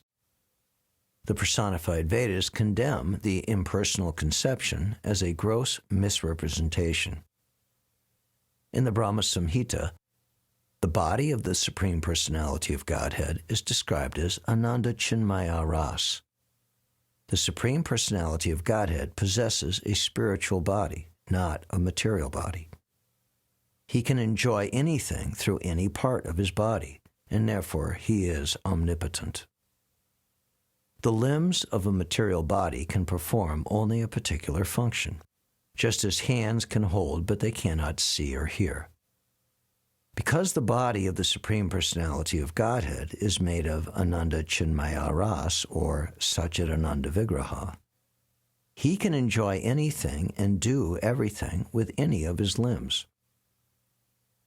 Acceptance of the spiritual body of the Lord as material is dictated by the tendency to make the Supreme Personality of Godhead equal to the conditioned soul. The conditioned soul has a material body. Therefore, if God also has a material body, then the impersonalistic theory that the Supreme Personality of Godhead and the living entities are one and the same can be very easily propagandized. Factually, when the Supreme Personality of Godhead comes, he exhibits different pastimes, and yet there is no difference between his childish body when he is lying on the lap of his mother Yashoda and his so-called grown-up body fighting with the demons. In his childhood body also, he fought with demons such as Putana, Trinavarta, Aghasura, etc., with strength equal to that with which he fought in his youth against demons like Dantavakra, Shishupal, and others. In material life, as soon as a conditioned soul changes his body, he forgets everything of his past body. But from the Bhagavad Gita, we understand that Krishna, because he has a Satchidananda body, did not forget instructing the sun god about Bhagavad Gita millions of years ago. The Lord is therefore known as Purushottama because he is transcendental to both material and spiritual existence. That he is the cause of all causes means that he is the cause of the spiritual world and of the material world as well. The Supreme Personality of Godhead is omnipotent and omniscient. Therefore, because a material body can be neither omnipotent nor omniscient, the Lord's body surely is not material. The Mayavadi theory that the personality of Godhead comes within this material world with a material body cannot be supported by any means.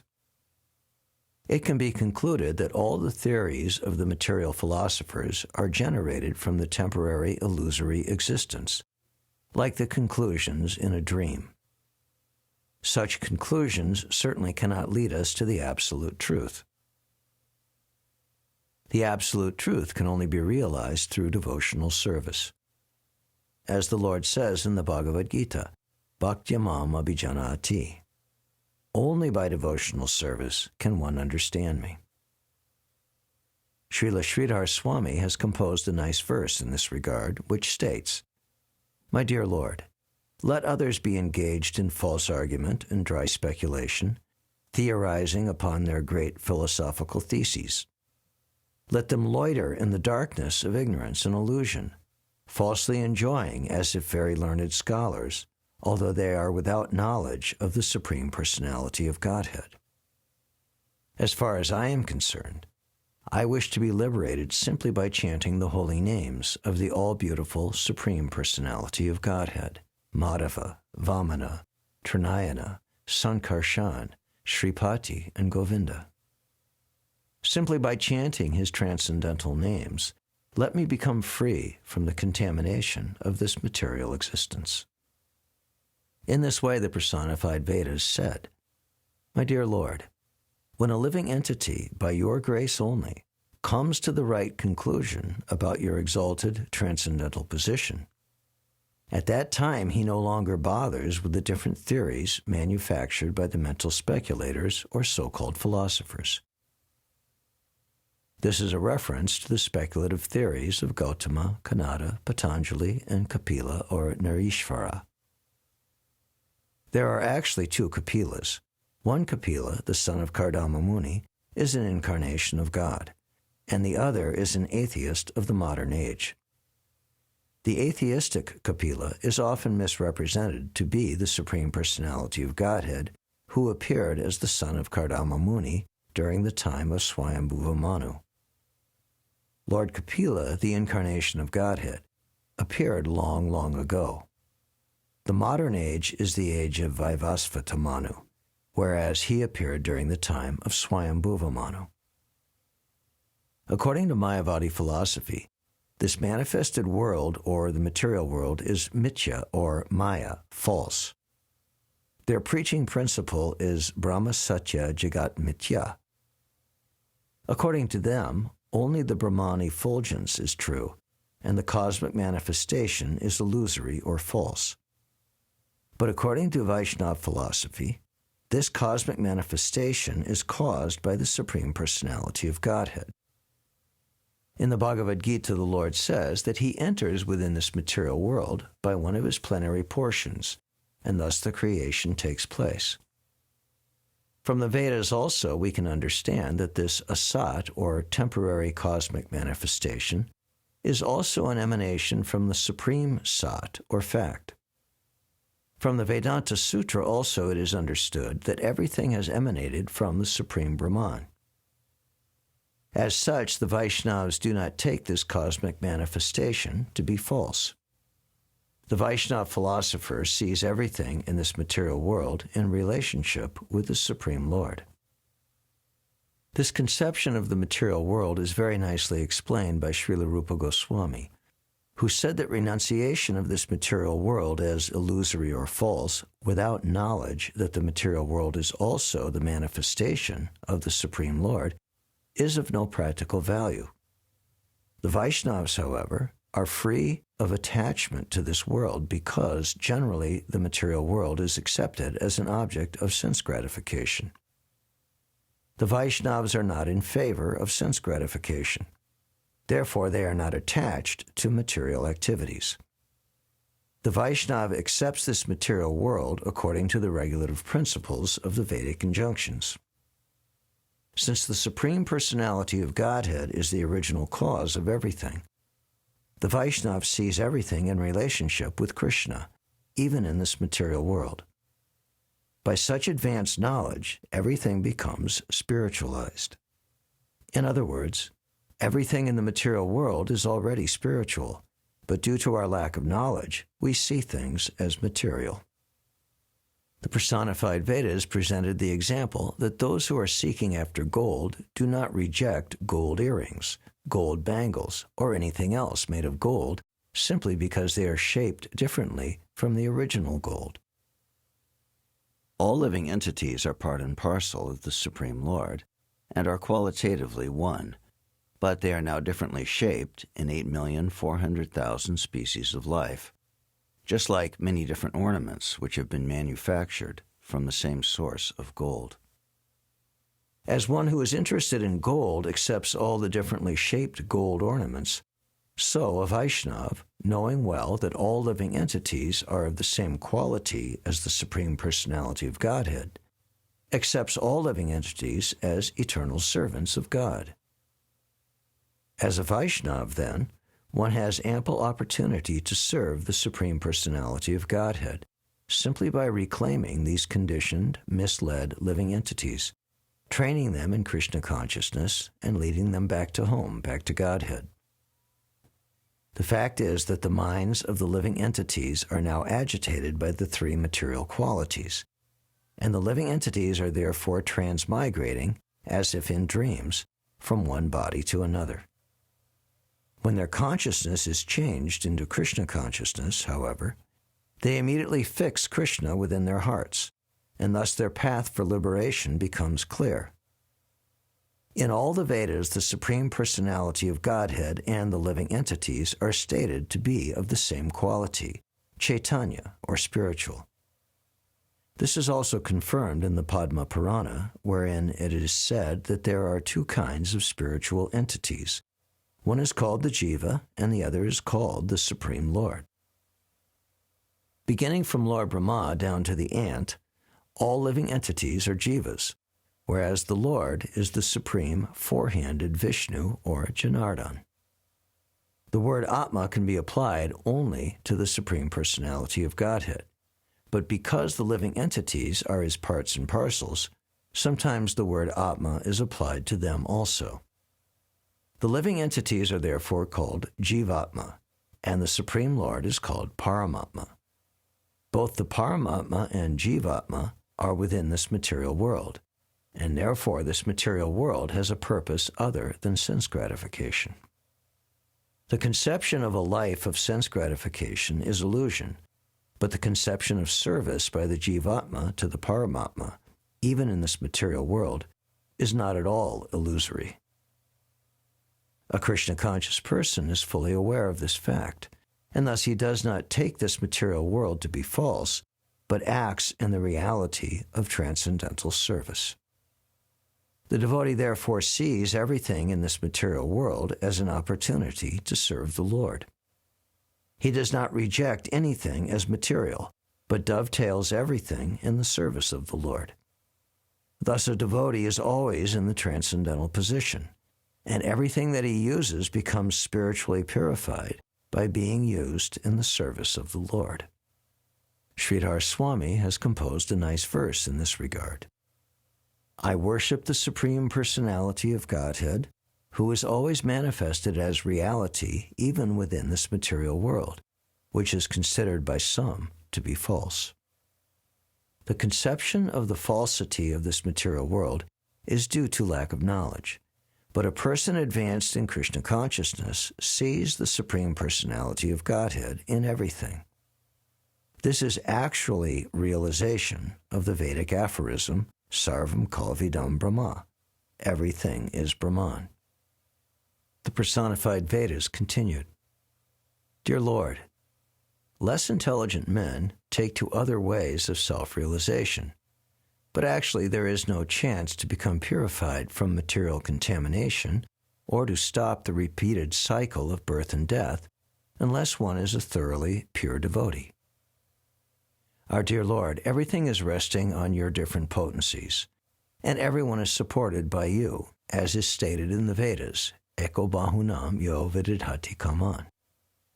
Therefore your Lordship is the supporter and maintainer of all living entities, demigods, human beings, and animals. Everyone is supported by you, and you are also situated in everyone's heart. In other words, you are the root of the whole creation. Therefore, those who are engaged in your devotional service without deviation always worship you. Such devotees actually pour water on the root of the universal tree. By devotional service, therefore, one satisfies not only the personality of Godhead, but also all others, because everyone is maintained and supported by him. Because he understands the all-pervasive feature of the Supreme Personality of Godhead, a devotee is the most practical philanthropist and altruist. Such pure devotees, thoroughly engaged in Krishna consciousness, very easily overcome the cycle of birth and death, and they as much as jump over the head of death. A devotee is never afraid of death or of changing his body. His consciousness is transformed into Krishna consciousness, and even if he does not go back to Godhead, even if he transmigrates to another material body, he has nothing to fear. A vivid example is Bharat Maharaj. Although in his next life he became a deer, in the life after that he became completely free from all material contamination and was elevated to the kingdom of God. The Bhagavad Gita affirms, therefore, that a devotee is never vanquished. A devotee's path to the spiritual kingdom, back home, back to Godhead, is guaranteed. Even though a devotee slips in one birth, the continuation of his Krishna consciousness elevates him further and further until he goes back to Godhead. Not only does a pure devotee purify his own personal existence, but whoever becomes his disciple also ultimately becomes purified and able to enter the kingdom of God without difficulty. Not only can a pure devotee easily surpass death, but by his grace, his followers also can do so without difficulty. The power of devotional service is so great that a pure devotee can electrify another person by his transcendental instruction on crossing over the ocean of nescience. The instructions of a pure devotee to his disciple are also very simple. No one feels any difficulty in following in the footsteps of a pure devotee. Anyone who follows in disciplic succession from recognized devotees of the Lord, such as Lord Brahma, Lord Shiva, the Kumaras, Manu, Kapila, King Prahlad, King Janak, Shukadev Goswami, Yamaraj, etc., very easily finds the door of liberation open. On the other hand, those who are not devotees but are engaged in uncertain processes of self-realization, such as Gyan, Yoga, and Karma, are understood to be still contaminated. Such contaminated persons, although apparently advanced in self-realization, cannot even liberate themselves, not to speak of others who follow them. Such non-devotees are compared to chained animals, for they are not able to go beyond the jurisdiction of the formalities of a certain type of faith. In the Bhagavad Gita, they are condemned as Veda Vada. They cannot understand that the Vedas deal with activities of the material modes of nature, goodness, passion, and ignorance. Lord Krishna advised Arjuna that one has to go beyond the jurisdiction of the duties prescribed in the Vedas and take to Krishna consciousness, devotional service. It is said in the Bhagavad Gita, Nishtraigunya Bhavarjuna, "My dear Arjuna, just try to become transcendental to the Vedic rituals." The transcendental position beyond the Vedic ritualistic performances is devotional service. In the Bhagavad Gita, the Lord clearly says that persons who are engaged in his devotional service without adulteration are situated in Brahman. Actual Brahman realization means Krishna consciousness and engagement in devotional service. The devotees are therefore real brahmacharis because their activities are always in Krishna consciousness, devotional service. The Krishna consciousness movement is therefore a supreme call to all kinds of religionists, asking them with great authority to join this movement by which one can learn how to love God and thus surpass all formulas and formalities of scriptural injunction. A person who cannot overcome the jurisdiction of stereotyped religious principles is compared to an animal chained up by his master. The purpose of all religion is to understand God and develop one's dormant love of Godhead. If one simply sticks to the religious formulas and formalities and does not become elevated to the position of love of God, he is considered to be a chained animal. In other words, if one is not in Krishna consciousness, he is not eligible for liberation from the contamination of material existence. Srila Sridhar Swami has composed a nice verse which says, "Let others engage in severe austerities. Let others fall to the land from the tops of hills and give up their lives. Let others travel to many holy places of pilgrimage for salvation. Or let them be engaged in deep study of philosophy and Vedic literatures. Let the mystic yogis engage in their meditational service, and let the different sects engage in unnecessary arguing as to which is the best. But it is a fact that unless one is Krishna conscious, unless one is engaged in devotional service, and unless one has the mercy of the Supreme Personality of Godhead, he cannot cross over this material ocean. An intelligent person, therefore, gives up all stereotyped ideas and joins the Krishna consciousness movement for factual liberation." Personified Vedas continued their prayers. Our dear Lord, your impersonal feature is explained in the Vedas. You have no hands, but you can accept all sacrifices which are offered to you. You have no legs, but you can walk more swiftly than anyone. Although you have no eyes, you can see whatever happens in the past, present, and future. Although you have no ears, you can hear everything that is said. Although you have no mind, you know everyone and everyone's activities, past, present, and future, and yet no one knows who you are. You know everyone, but no one knows you. Therefore, you are the oldest and supreme personality.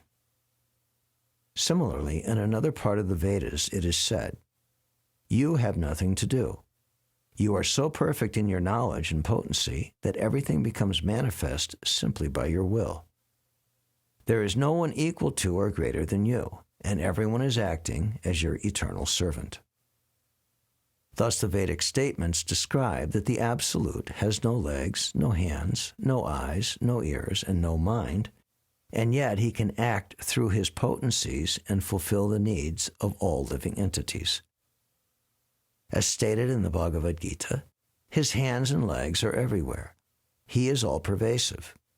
The hands, legs, ears, and eyes of all living entities are acting and moving by the direction of the Supersoul sitting within the living entity's heart. Unless the Supersoul is present, it is not possible for the hands and legs to be active. The Supreme Personality of Godhead is so great, independent, and perfect, however, that even without having any eyes, legs, and ears, he is not dependent on others for his activities. On the contrary, others are dependent on him for the activities of their different sense organs. Unless the living entity is inspired and directed by the Supersoul, he cannot act. The fact is that ultimately the Absolute Truth is the Supreme Person. But because he is acting through his different potencies, which are impossible for the gross materialists to see, the materialists accept him as impersonal.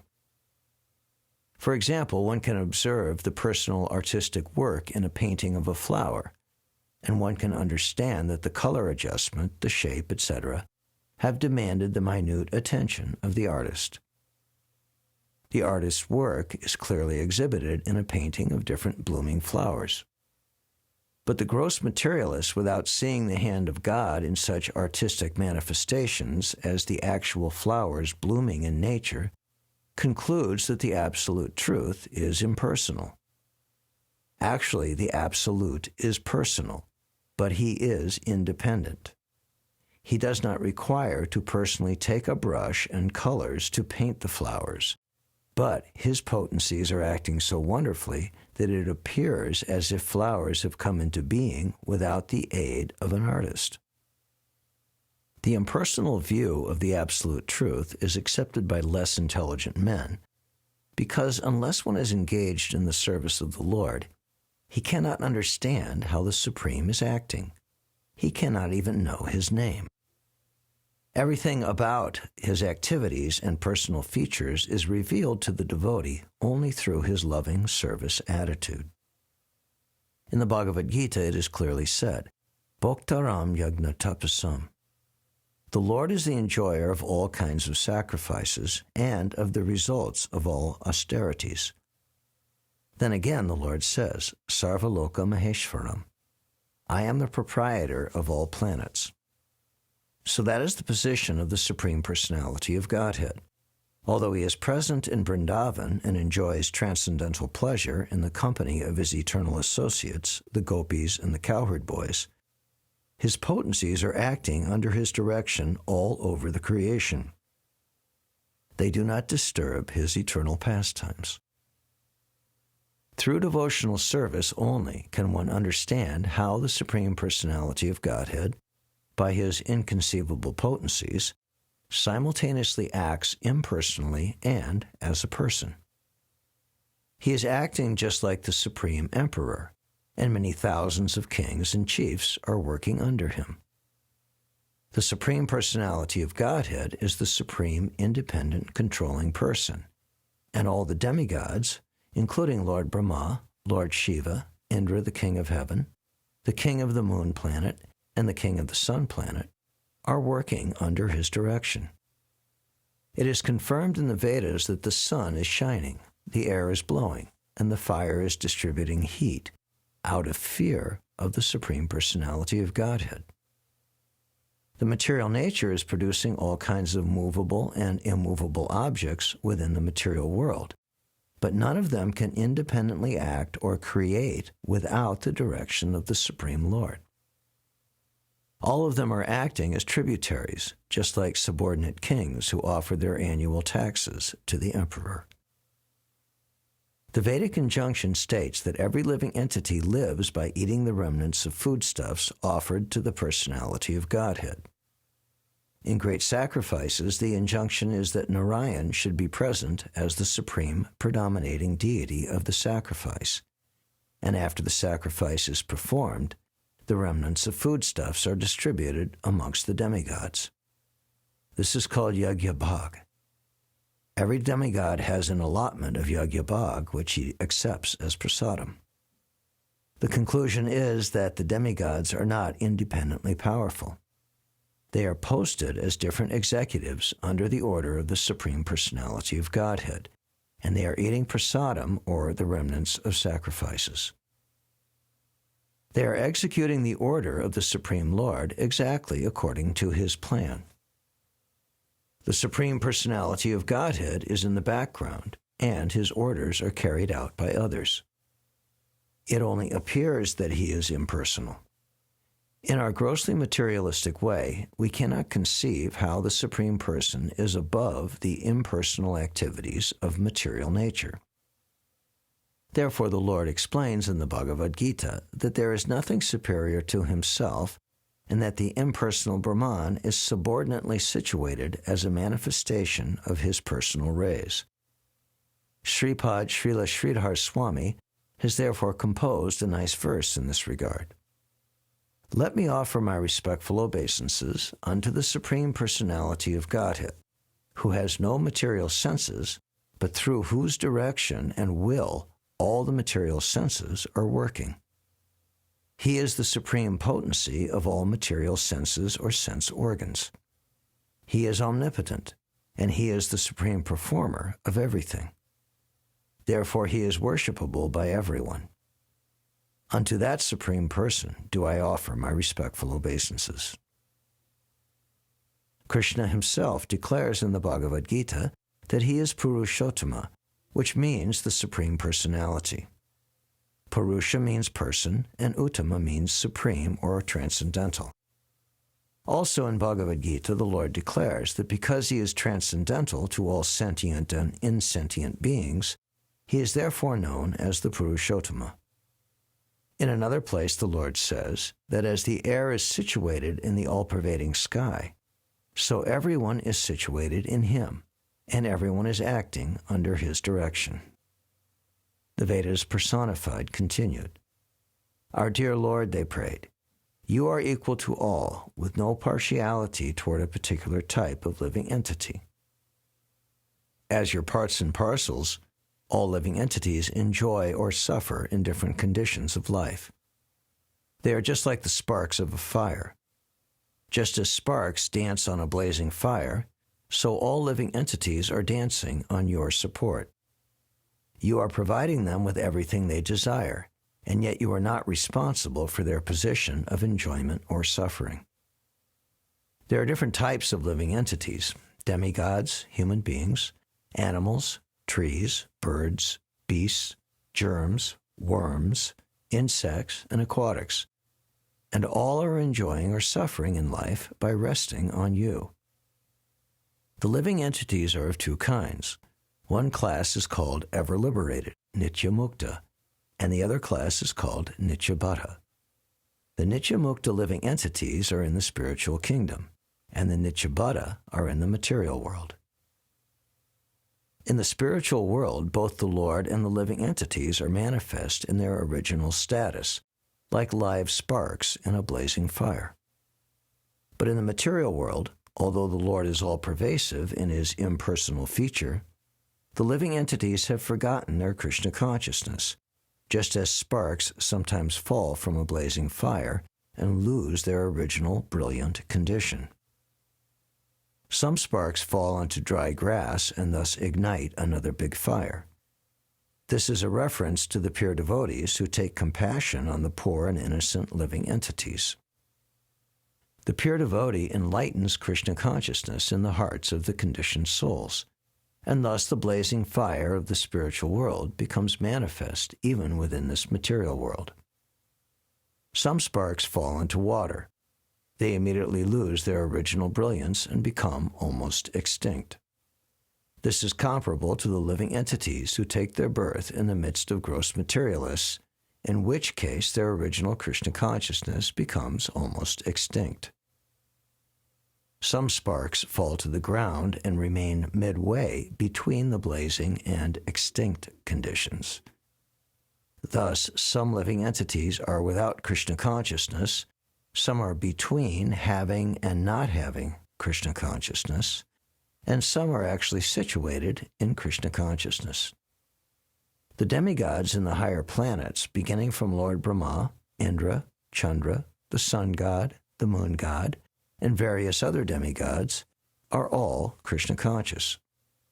Human society is between the demigods and the animals, and thus some are more or less Krishna conscious, and some are completely forgetful of Krishna consciousness. The third-grade living entities, namely the animals, beasts, plants, trees, and aquatics, have completely forgotten Krishna consciousness. This example stated in the Vedas of the sparks of a blazing fire is very appropriate for understanding the condition of different types of living entities. But above all other living entities is the Supreme Personality of Godhead, Krishna or Purushottama, who is always liberated from all material conditions. The question may be raised as to why the living entities have fallen by chance into different conditions of life. To answer this question, we first have to understand that there cannot be any influence of chance for the living entities. Chance is for non-living entities. According to the Vedic literatures, living entities have knowledge, and thus they are called Chaitanya, which means in knowledge. Their situation in different conditions of life, therefore, is not accidental. It is by their choice because they have knowledge. In the Bhagavad Gita, the Lord says, "Give up everything and just surrender unto me." This process of realizing the Supreme Personality of Godhead is open for everyone, but still it is the choice of the particular living entity whether to accept or reject this proposal. In the last portion of the Bhagavad Gita, Lord Krishna very plainly said, to Arjuna, "My dear Arjuna, now I have spoken everything to you. Everything now depends on whether you choose to accept it." Similarly, the living entities who have come down to this material world have made their own choice to enjoy this material world. It is not that Krishna sent them into this material world. The material world is created for the enjoyment of living entities who wanted to give up the eternal service of the Lord to become the supreme enjoyer themselves. According to Vaishnava philosophy, when a living entity desires to gratify his senses and forgets the service of the Lord, he is given a place in the material world to act freely according to his desire, and therefore he creates a condition of life in which he either enjoys or suffers. We should know definitely that both the Lord and the living entities are eternally cognizant. There is no birth and death for either the Lord or the living entities. When creation takes place, it does not mean that the living entities are created. The Lord creates this material world to give the conditioned souls a chance to elevate themselves to the higher platform of Krishna consciousness. If the conditioned soul does not take advantage of this opportunity, then after the dissolution of this material world, he enters into the body of Narayan and remains there in deep sleep until the time of another creation. In this connection, the example of the rainy season is very appropriate. Seasonal rainfall may be taken as the agent for creation because after the rainfall, the wet fields are favorable for growing different types of vegetation. Similarly, as soon as there is creation by the Lord's glancing over the material nature, immediately the living entities spring up in their different living conditions, just as different types of vegetation grow after a rainfall. The rainfall is one, but the creation of the different vegetables is varied. The rain falls equally on the whole field, but the different vegetables sprout up in different shapes and different forms according to the seeds planted. Similarly, the seeds of our desires are varied. Every living entity has a different type of desire, and that desire is the seed which causes his growth in a certain type of body. This is explained by Rupa Goswami by the word papa bija. Papa means sinful. All our material desires are to be taken as papa bija, or the seeds of sinful desires. Bhagavad Gita explains that our sinful desire is that we do not surrender unto the Supreme Lord. The Lord therefore says in Bhagavad Gita, "I shall give you protection from the resultant actions of sinful desires." These sinful desires are manifested in different types of bodies. Therefore, no one can accuse the Supreme Lord of partiality in his giving one type of body to a certain type of living entity and another type of body to another living entity. All the bodies of the 8,400,000 species come according to the mental condition of the individual living entities. The Supreme Personality of Godhead, Purushottama, only gives them a chance to act according to their desires. Therefore, the living entities are acting, taking advantage of the facility given by the Lord. At the same time, they are born from the transcendental body of the Lord. This relationship between the Lord and the living entities is explained in the Vedic literatures, wherein it is said that the Supreme Lord maintains all his children, giving them whatever they want. Similarly, in the Bhagavad Gita, the Lord says, "I am the seed-giving Father of all living entities." It is very simple to understand that the Father gives birth to the children, but the children act according to their own desires. Therefore, the Father is never responsible for the different futures of his children. Each child can take advantage of the Father's property and instruction, but even though the inheritance and instruction may be the same for all the children, out of their different desires, each child creates a different life and thereby suffers or enjoys. Similarly, the Bhagavad Gita's instructions are equal for everyone. Everyone should surrender unto the Supreme Lord, and he will take charge of them and protect them from sinful reactions. The facilities of living in the creation of the Lord are equally offered to all living entities. Whatever there is, either on the land, on water, or in the sky, is equally given to all living entities. Since they are all sons of the Supreme Lord, everyone can enjoy the material facilities given by the Lord. But unfortunate living entities create unfavorable conditions of life by fighting among themselves. The responsibility for this fighting and creating favorable and unfavorable situations of life lies with the living entities, not with the Supreme Personality of Godhead. Therefore, if the living entities take advantage of the Lord's instructions as given in the Bhagavad Gita and develop Krishna consciousness, then their lives become sublime, and they can go back to Godhead.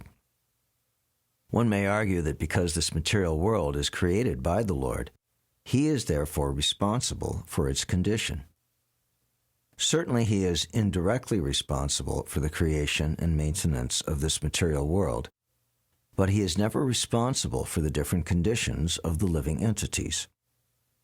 The Lord's creation of this material world is compared to the cloud's creation of vegetation.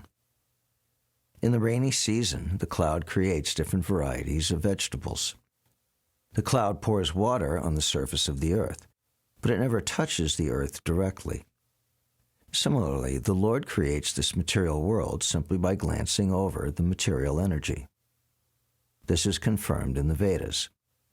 He threw His glance over the material nature, and thus there was creation. In the Bhagavad Gita, it is also confirmed that simply by His transcendental glance over the material nature, He creates different varieties of entities, both movable and immovable, living and dead. The creation of the material world can therefore be taken as one of the pastimes of the Lord.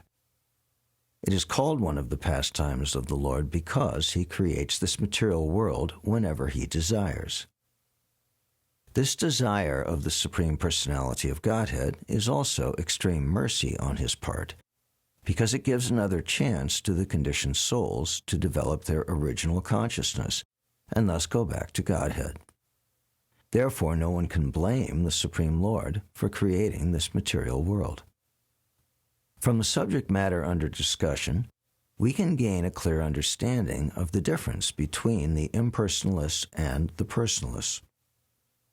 The impersonal conception recommends merging in the existence of the Supreme, and the voidist philosophy recommends making all material varieties void. Both these philosophies are known as Mayavad.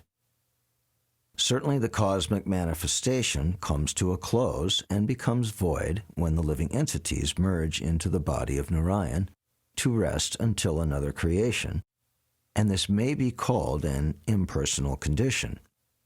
But these conditions are never eternal. The cessation of the variegatedness of the material world and the merging of the living entities into the body of the Supreme are not permanent because the creation will take place again, and the living entities who merge into the body of the Supreme without having developed their Krishna consciousness will again appear in this material world when there is another creation. The Bhagavad Gita confirms the fact that this material world is created and annihilated. This is going on perpetually, and conditioned souls who are without Krishna consciousness come back again and again whenever the material creation is manifest. If such conditioned souls take advantage of this opportunity and develop Krishna consciousness under the direct instruction of the Lord, then they are transferred to the spiritual world and do not have to come back again to the material creation.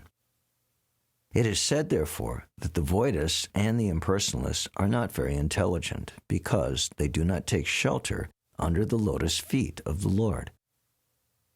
Because they are less intelligent, these voidists and impersonalists take to different types of austerities, either to attain the stage of nirvana, which means finishing the material conditions of life, or to attain oneness by merging into the body of the Lord. all of them again fall down because they neglect the lotus feet of the Lord. In the Chaitanya Charitamrita, the author, Krishnadas Kaviraj Goswami, after studying all the Vedic literature and hearing from all authorities, has given his opinion that Krishna is the only Supreme Master and that all living entities are his eternal servants.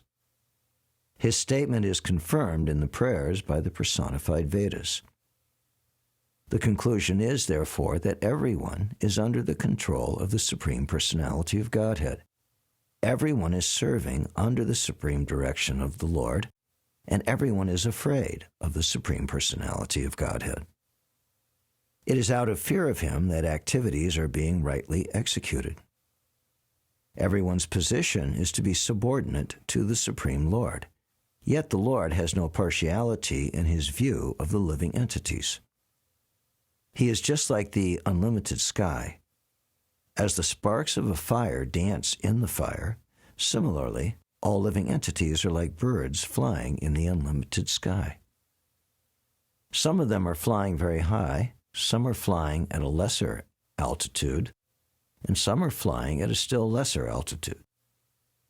The different birds are flying in different positions according to their respective abilities to fly, but the sky has nothing to do with this ability. In the Bhagavad Gita also, the Lord confirms that he awards different positions to different living entities according to their proportionate surrender. This proportionate reward by the personality of Godhead to the living entities is not partiality. Therefore, in spite of the living entities being situated in different positions, in different spheres, and in different species of life, all of them are always under the control of the Supreme Personality of Godhead, and yet he is never responsible for their different living conditions. It is foolish and artificial, therefore, to think oneself equal to the Supreme Lord, and it is still more foolish to think that one has not seen God. Everyone is seeing God in his different aspects. The only difference is that the theist sees God as the Supreme Personality, the most beloved, Krishna, and the atheist sees the absolute truth as ultimate death. The personified Vedas continued to pray. Our dear Lord, from all Vedic information it is understood that you are the Supreme Controller, and all living entities are controlled. Both the Lord and the living entities are called Nitya, eternal, and so are qualitatively one, yet the singular Nitya, or the Supreme Lord, is the controller, whereas the plural Nityas are controlled. The individual controlled living entity resides within the body, and the Supreme Controller, as Supersoul, is also present there, but the Supersoul is controlling the individual soul. That is the verdict of the Vedas. If the individual soul were not controlled by the Supersoul, then how could one explain the Vedic version that a living entity transmigrates from one body to another, enjoying and suffering the effects of his past deeds? Sometimes he is promoted to a higher standard of life, and sometimes he is degraded to a lower standard of life. Thus, the conditioned souls are not only under the control of the Supreme Lord, but they are also conditioned by the control of the material nature. This relationship of the living entities to the Supreme Lord, as the controlled and the controller, definitely proves that although the Supersoul is all-pervasive, the individual living entities are never all-pervasive. If the individual souls were all-pervasive, there would be no question of their being controlled. The theory that the supersoul and the individual soul are equal is therefore a polluted conclusion, and no sensible person accepts it. Rather, one should try to understand the distinctions between the Supreme Eternal and the subordinate eternals. The personified Vedas therefore concluded, O Lord, both you and the limited Dhruvas, the living entities, are eternal. The form of the unlimited eternal is sometimes calculated as the universal form. And in the Vedic literatures like the Upanishads, the form of the unlimited eternal is vividly described. It is said therein that the original spiritual form of the living entity is 1/10,000th the size of the tip of a hair. It is stated that the spirit is greater than the greatest and smaller than the smallest. The individual living entities who are eternally part and parcel of God are smaller than the smallest. With our material senses, we can perceive neither the Supreme, who is greater than the greatest, nor the individual soul, who is smaller than the smallest. We have to understand both the greatest and the smallest from the authoritative sources of Vedic literature. Vedic literature states that the supersoul is sitting within the body of a living entity and is as big as a thumb. Therefore, the argument may be put forward, how can something the size of a thumb be accommodated within the heart of an ant? The answer is that this thumb measurement of the supersoul is imagined in proportion to the body of the living entity. In all circumstances, therefore, the supersoul and the individual living entity cannot be taken as one, although both of them enter within the material body of a living entity. The supersoul living within the heart is for directing or controlling the individual living entity. Although both are dhruva or eternal, the living entity is always under the direction of the Supreme. It may be argued that because the living entities are born of the material nature, they are all equal and independent. In the Vedic literature, however, it is said that the Supreme Personality of Godhead impregnates the material nature with the living entities, and then they come out. Therefore, the appearance of the individual living entities is not factually due to material nature alone, just as a child produced by a woman is not her independent production. A woman is first impregnated by a man, and then a child is produced. As such, the child produced by the woman is part and parcel of the man. Similarly, the living entities are apparently produced by the material nature, but not independently. It is due to the impregnation of material nature by the Supreme Father that the living entities are present. Therefore, the argument that the individual living entities are not part and parcel of the Supreme cannot stand. For example, the different parts and parcels of the body cannot be taken as equal to the whole. Rather, the whole body is the controller of the different limbs. Similarly, the parts and parcels of the Supreme Whole are always dependent and are always controlled by the source of the parts and parcels. It is confirmed in the Bhagavad Gita that the living entities are part and parcel of Krishna, Mamaivam Sho. No sane man, therefore, will accept the theory that the supersoul and the individual soul are of the same category. They are equal in quality, but quantitatively the supersoul is always the supreme, and the individual soul is always subordinate to the supersoul. That is the conclusion of the Vedas. Two significant words used in this connection is Yanmaya and Chinmaya. In Sanskrit grammar, the word mayat is used in the sense of transformation, and also in the sense of sufficiency. The Mayavadi philosophers interpret that Yanmaya or Chinmaya indicates that the living entity is always equal to the Supreme. But one has to consider whether this affix, mayat, is used for sufficiency or for transformation. The living entity never possesses anything exactly in the same proportion as the Supreme Personality of Godhead. Therefore, this mayat affix cannot be used to mean that the individual living entity is self-sufficient. The individual living entity never has sufficient knowledge.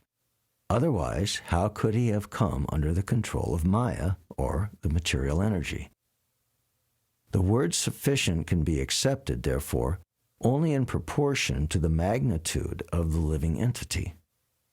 The spiritual oneness of the Supreme Lord and the living entities is never to be accepted as homogeneity. Each and every living entity is individual.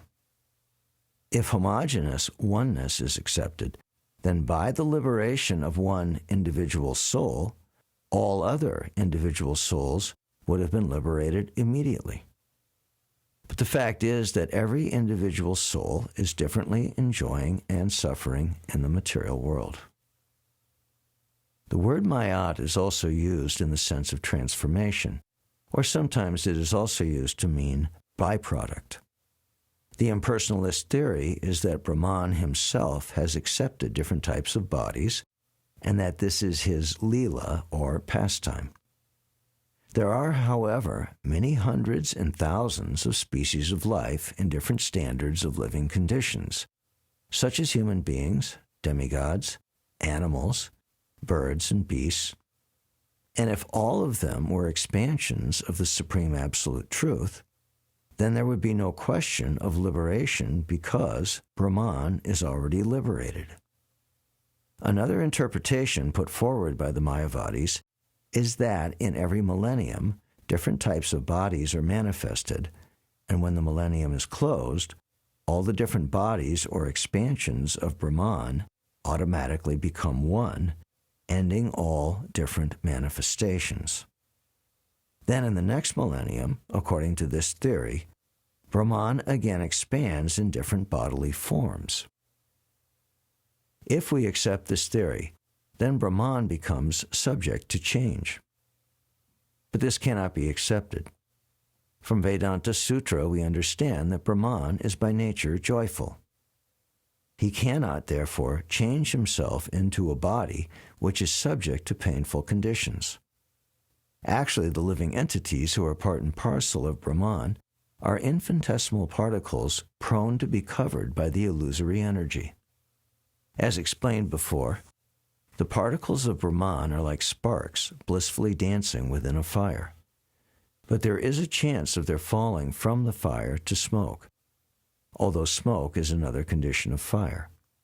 This material world is just like smoke, and the spiritual world is just like a blazing fire. The innumerable living entities are prone to fall down to the material world from the spiritual world when influenced by illusory energy. And it is also possible for the living entity to become liberated again when, by cultivation of real knowledge, he becomes completely freed from the contamination of the material world.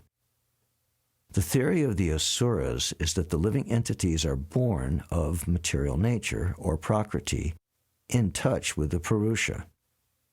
This theory also cannot be accepted because both the material nature and the Supreme Personality of Godhead are eternally existing. Neither the material nature nor the Supreme Personality of Godhead can be born. The Supreme Lord is known as Aja, or unborn. Similarly, the material nature is also called Aja. Both the terms Aja and Aja mean unborn. Because both the material nature and the Supreme Lord are unborn, it is not possible that they can beget the living entities. As water in contact with air sometimes presents innumerable bubbles, so a combination of material nature and the Supreme Person causes the appearance of the living entities within this material world. As bubbles in the water appear in different shapes, similarly, the living entities also appear in the material world in different shapes and conditions, influenced by the modes of material nature.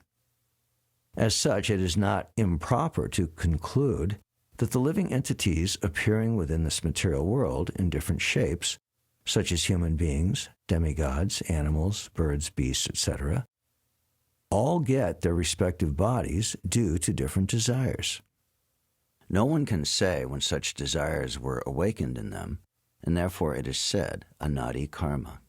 The cause of such material existence is untraceable. No one knows when material life began, But it is a fact that it does have a point of beginning because originally every living entity is a spiritual spark. As sparks falling onto the ground from a fire have a beginning, similarly, the living entities coming to this material world have a beginning, but no one can say when. Even during the time of dissolution, these living entities remain merged in the spiritual existence of the Lord, as if in deep sleep. But their original desires to lord it over the material nature do not subside. Again, when there is cosmic manifestation, they come out to fulfill the same desires, and therefore they appear in different species of life. This merging into the Supreme at the time of dissolution is compared to honey. In the honeycomb, the tastes of different flowers and fruits are conserved. When one drinks honey, one cannot distinguish what sort of honey has been collected from what sort of flower. But the palatable taste of the honey presupposes that the honey is not homogeneous, but is a combination of different tastes. Another example is that although different rivers ultimately mix with the waters of the sea, that does not mean that the individual identities of the rivers are thereby lost. Although the water of the Ganges and the Yamuna mixes with the water of the sea, the river Ganges and river Yamuna still continue to exist independently. The merging of different living entities into Brahman at the time of dissolution involves the dissolution of different types of bodies, but the living entities, along with their different tastes, remain individually submerged in Brahman until another manifestation of the material world. As the salty taste of seawater and the sweet taste of Ganges water are different, and this difference continuously exists, so the difference between the Supreme Lord and the living entities continually exists, even though it appears that at the time of dissolution they merge. The conclusion is, therefore, that even when the living entities become free from all contamination of material conditions, they merge into the spiritual kingdom, for still their individual tastes in relationship with the Supreme Lord continue to exist. The Personified Vedas continued. Our dear Lord, it is our conclusion that all living entities are attracted by your material energy, and only due to their mistakenly identifying themselves as products of the material nature are they transmigrating from one kind of body to another in forgetfulness of their eternal relationship with you. Because of ignorance, these living entities are misidentifying themselves in different species of life, and especially when they are elevated to the human form of life, they identify with a particular class of men, or a particular nation or race or so-called religion, forgetting their real identity as eternal servants of your lordship. Due to this faulty conception of life, they are undergoing repeated birth and death. Out of many millions of them, if one becomes intelligent enough by association with pure devotees, he comes to the understanding of Krishna consciousness and comes out of the jurisdiction of the material misconception. In the Chaitanya Charitamrita, it is confirmed by Lord Chaitanya that the living entities are wandering within this universe in different species of life. But if one of them becomes intelligent enough, by the mercy of the spiritual master and the Supreme Personality of Godhead, Krishna, then he begins his devotional life in Krishna consciousness. It is said, Harim bina na mritim taranti. Without the help of the Supreme Personality of Godhead, one cannot get out of the clutches of repeated birth and death. In other words, only the Supreme Lord, the Personality of Godhead, can relieve the conditioned souls from the cycle of repeated birth and death. The Personified Vedas continued. The influence of time, past, present, and future, and the material miseries such as excessive heat, excessive cold, birth, death, old age, disease, are all simply the movement of your eyebrows. Everything is working under your direction, It is said in the Bhagavad Gita that all material activity is going on under the direction of the Supreme Personality of Godhead, Krishna.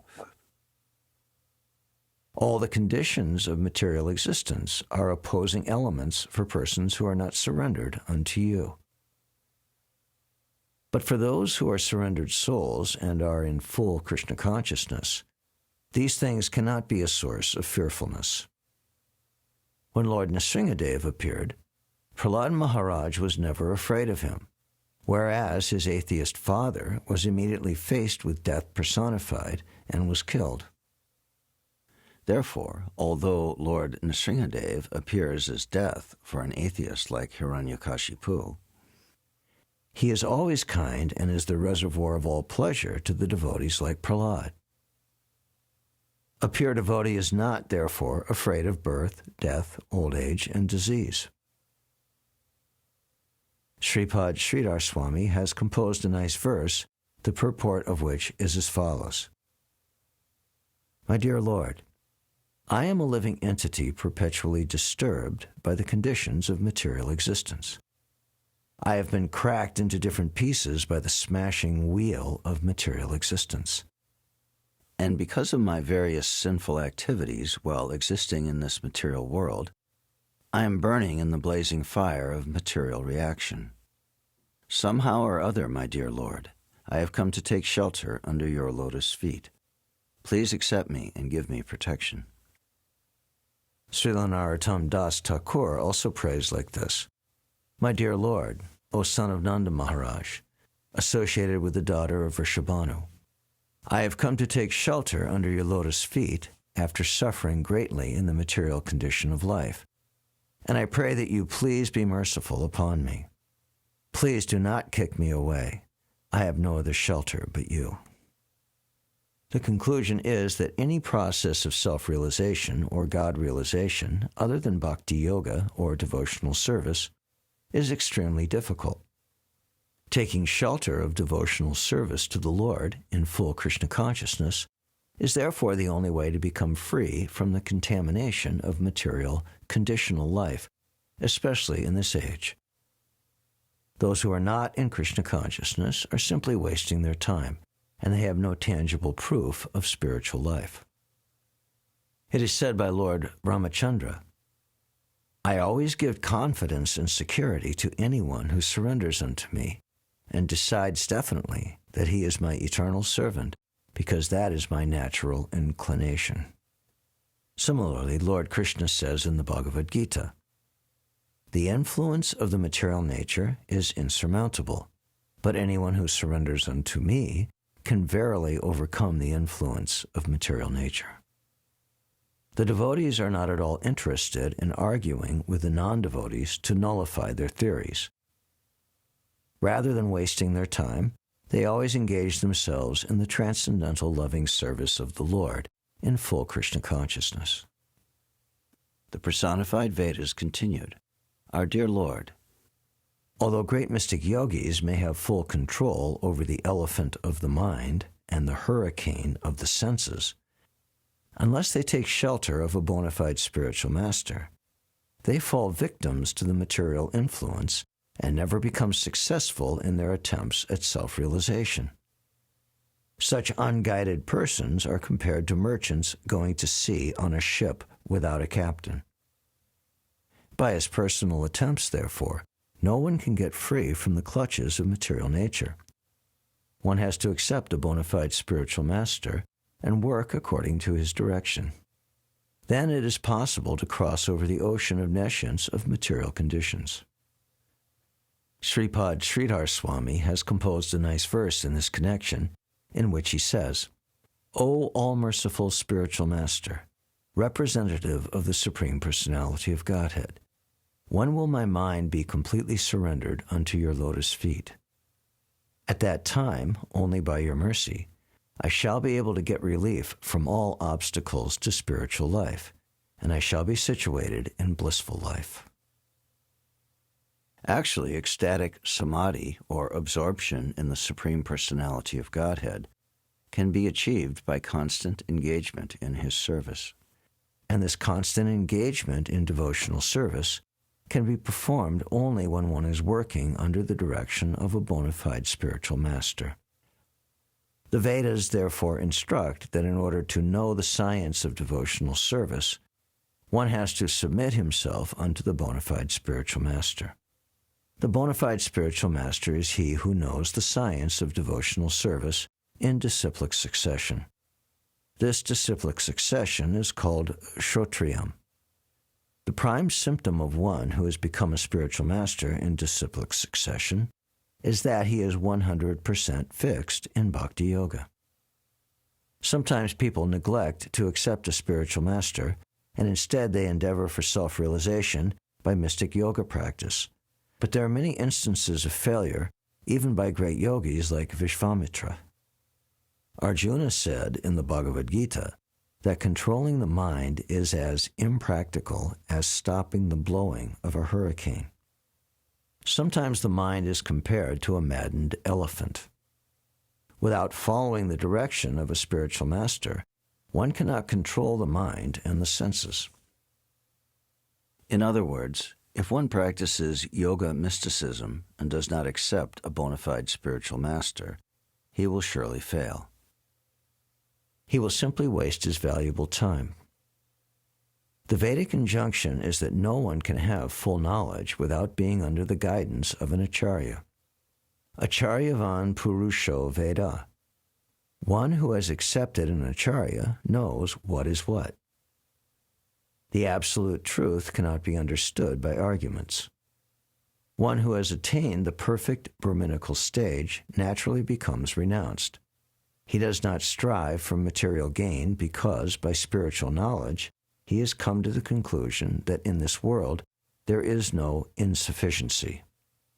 Everything is sufficiently provided by the Supreme Personality of Godhead. A real Brahmin, therefore, does not endeavor for material perfection. Rather, he approaches a bona fide spiritual master to accept orders from him. A spiritual master's qualification is that he is Brahmanishtam, which means that he has given up all other activities and has dedicated his life to working only for the Supreme Personality of Godhead, Krishna. When a bona fide student approaches a bona fide spiritual master, he submissively prays to the spiritual master, "My dear Lord, kindly accept me as your student and train me in such a way that I will be able to give up all other kinds of processes for self-realization and simply engage in Krishna consciousness, devotional service." The devotee engaged by the direction of the spiritual master in the transcendental loving service of the Lord contemplates as follows: "My dear Lord, you are the reservoir of pleasure. Since you are present, what is the use of the transient pleasure derived from society, friendship, and love?" Persons who are unaware of the supreme reservoir of pleasure falsely engage in deriving pleasure from sense gratification, but this is transient and illusory. In this connection, Vidyapati, a great Vaishnava devotee and poet, says, "My dear Lord, undoubtedly there is some pleasure in the midst of society, friendship, and love, although it is materially conceived, but such pleasure cannot satisfy my heart, which is like a desert." In a desert, there is a need of an ocean of water. But if only a drop of water is poured on the desert, what is the value of such water? Similarly, our material hearts are full of multi-desires, which cannot be fulfilled within the material society of friendship and love. When our hearts begin to derive pleasure from the supreme reservoir of pleasure, then we can be satisfied. That transcendental satisfaction is only possible in devotional service in full Krishna consciousness. The Personified Vedas continued, "Our dear Lord, you are Satchidananda Vigraha, the ever-blissful form of knowledge. And because the living entities are parts and parcels of your personality, their natural state of existence is to be fully conscious of you. In this material world, anyone who has developed such Krishna consciousness is no longer interested in the materialistic way of life. A Krishna-conscious being becomes disinterested in family life or opulent living conditions and he requires only a little concession for his bodily needs. In other words, he is no longer interested in sense gratification. The perfection of human life is based on knowledge and renunciation, but it is very difficult to attempt to reach the stage of knowledge and renunciation while in family life. Krishna-conscious persons, therefore, take shelter of the association of devotees or sanctified places of pilgrimage. Such persons are aware of the relationship between the supersoul and the individual living entities, and they are never in the bodily concept of life. Because they always carry you in full consciousness within their hearts, they are so purified that any place they go becomes a holy place of pilgrimage, and the water which washes their feet is able to deliver many sinful persons hovering within this material world. When Prahlad Maharaj was asked by his atheistic father to describe something very good which he had learned, he replied to his father that for a materialistic person who is always full of anxieties due to being engaged in temporary and relative truths, the best course is to give up the blind well of family life and go to the forest to take shelter of the Supreme Lord. Those who are actually pure devotees are celebrated as Mahatmas or great sages, personalities perfect in knowledge. They always think of the Supreme Lord and his lotus feet, and thus they become automatically liberated. Devotees who are always situated in that position become electrified by the inconceivable potencies of the Lord, and thus they themselves become the source of liberation for their followers and devotees. A Krishna-conscious person is fully electrified spiritually, and therefore anyone who touches or takes shelter of such a pure devotee becomes similarly electrified with spiritual potencies. Such devotees are never puffed up with material opulences. Generally, the material opulences are good parentage, education, beauty, and riches. But although a devotee of the Lord may possess all four of these material opulences, he is never carried away by the pride of possessing such distinctions. Great devotees of the Lord travel all over the world from one place of pilgrimage to another, and on their way they meet many conditioned souls and deliver them by the association and distribution of transcendental knowledge.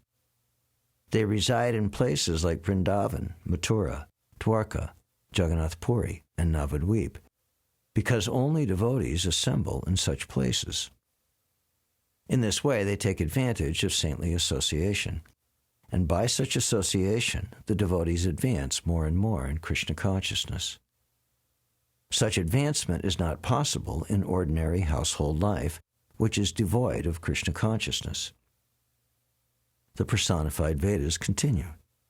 Our dear Lord, there are two classes of transcendentalists, the impersonalists and the personalists. The opinion of the impersonalists is that this material manifestation is false and that only the absolute truth is factual. The view of the personalist, however, is that the material world, although very temporary, is nevertheless not false but is factual. Such transcendentalists have different arguments to establish the validity of their philosophies. Factually, the material world is simultaneously both truth and untruth. It is truth because everything is an expansion of the supreme absolute truth, and it is untruth because the existence of the material world is temporary. It is created and it is annihilated.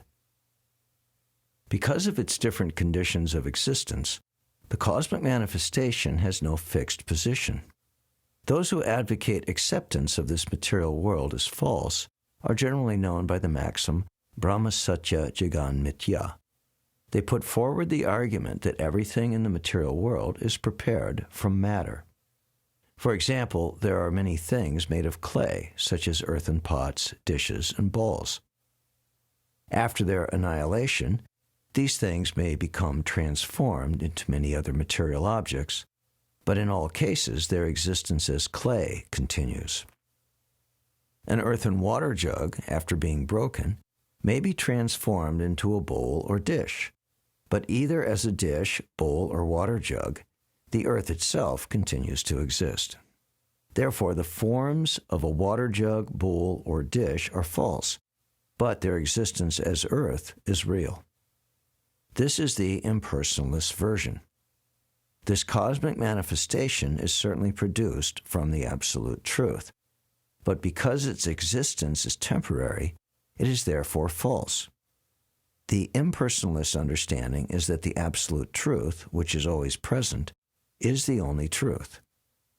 In the opinion of other transcendentalists, however, this material world, being produced of the absolute truth, is also truth.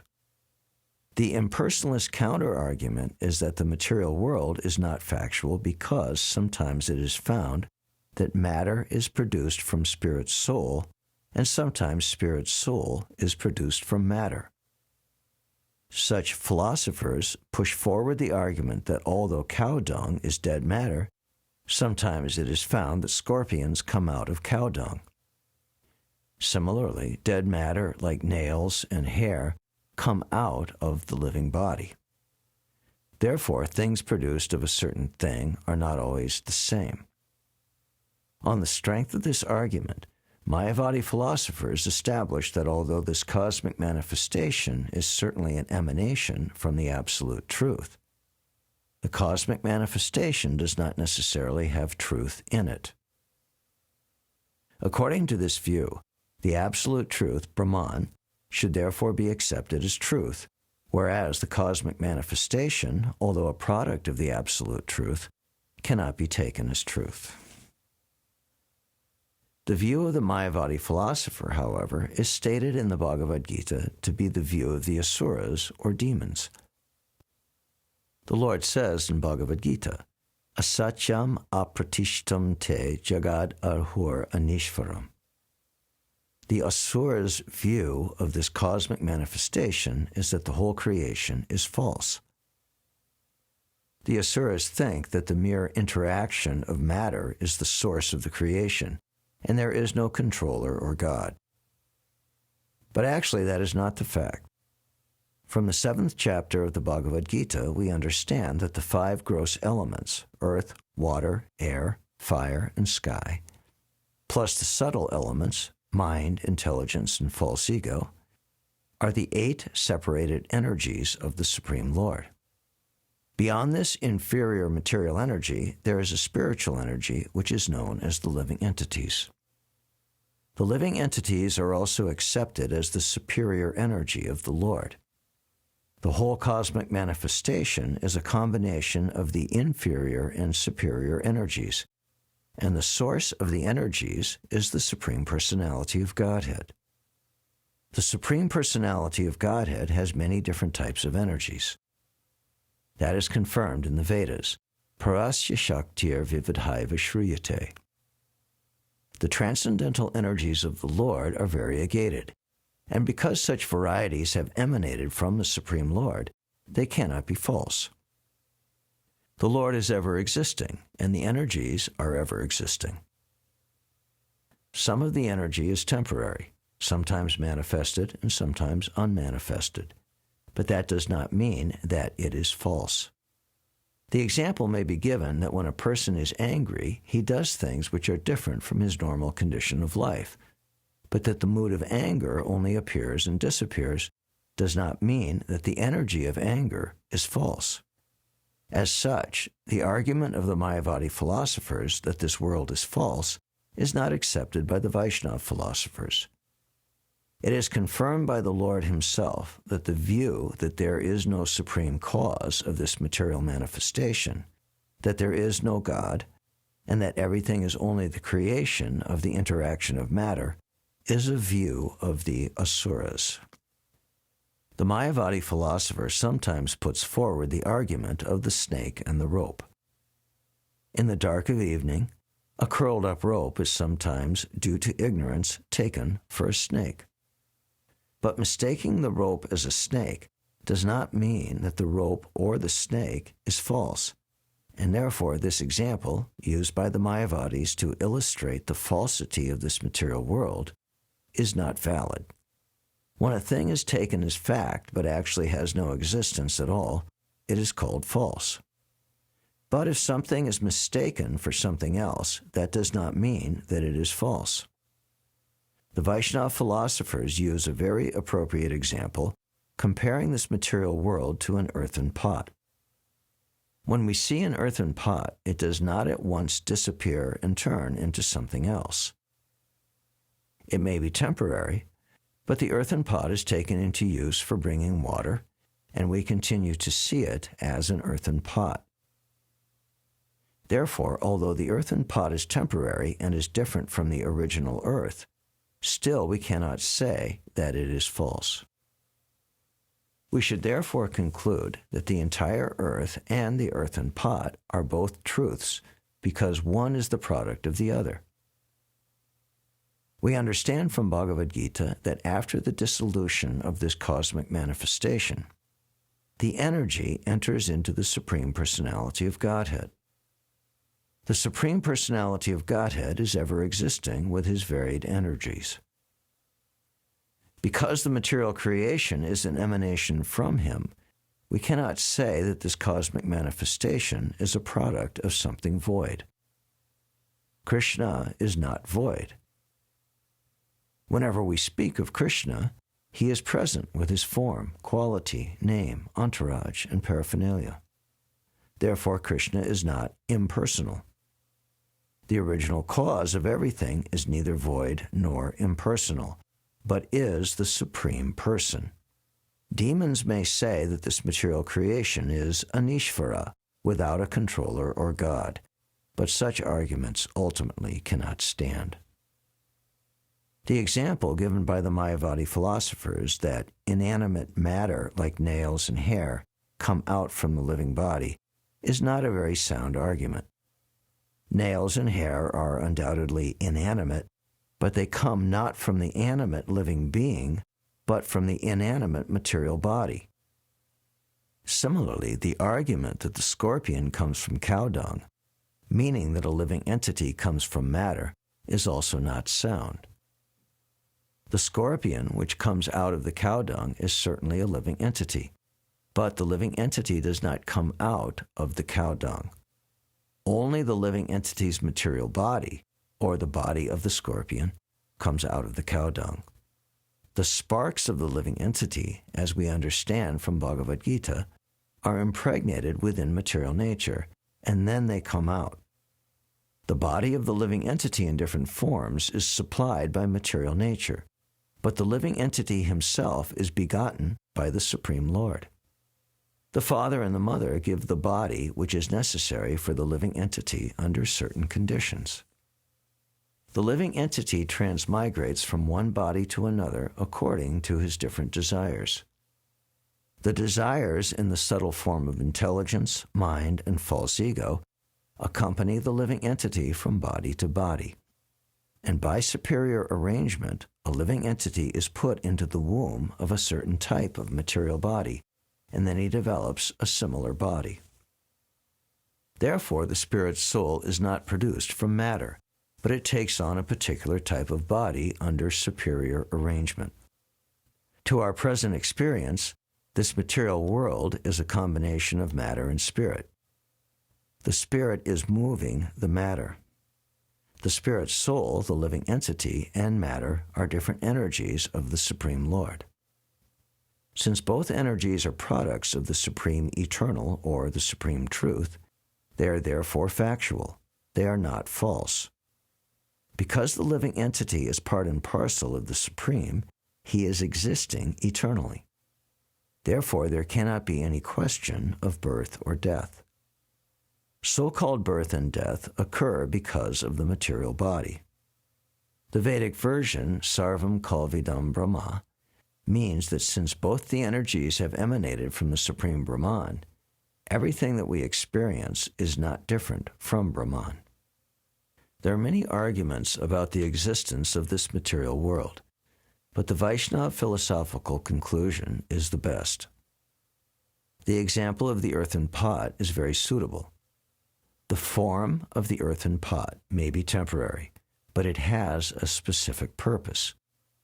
The purpose of the earthen pot is to carry water from one place to another. Similarly, this material body, although temporary, has a special use. The living entity is given a chance from the beginning of the creation to evolve different kinds of material bodies according to the reserved desires he has accumulated from time immemorial. The human form of body is a special chance in which the developed form of consciousness can be utilized. Sometimes the Mayavadi philosophers push forward the argument that if this material world is truth, then why are householders advised to give up their connection with this material world and take sannyas? But the Vaishnava philosopher's view of sannyas is not that because the world is false, one must therefore give up material activities. The purpose of Vaishnava sannyas is to utilize things as they are intended. Srila Rupa Goswami has given two formulas for our dealing with this material world. When a Vaishnava renounces this materialistic way of life and takes to sannyas, it is not on the conception of the falsity of the material world, but to devote himself fully to engaging everything in the service of the Lord. Srila Rupa Goswami therefore gives this formula. One should be unattached to the material world because material attachment is meaningless. The entire material world, the entire cosmic manifestation, belongs to God, Krishna. Therefore, everything should be utilized for Krishna, and the devotee should remain unattached to material things. This is the purpose of Vaishnava sannyas. A materialist sticks to the world of sense gratification, but a Vaishnava sannyasi, although not accepting anything for his personal sense gratification, knows the art of utilizing everything for the service of the Lord. Srila Rupa Goswami has therefore criticized the Mayavadi sannyasis because they do not know that everything has a utilization for the service of the Lord. On the contrary, they take the world to be false and thus falsely think of being liberated from the contamination of the material world. Since everything is an expansion of the energy of the Supreme Lord, the expansions are as real as the Supreme Lord is.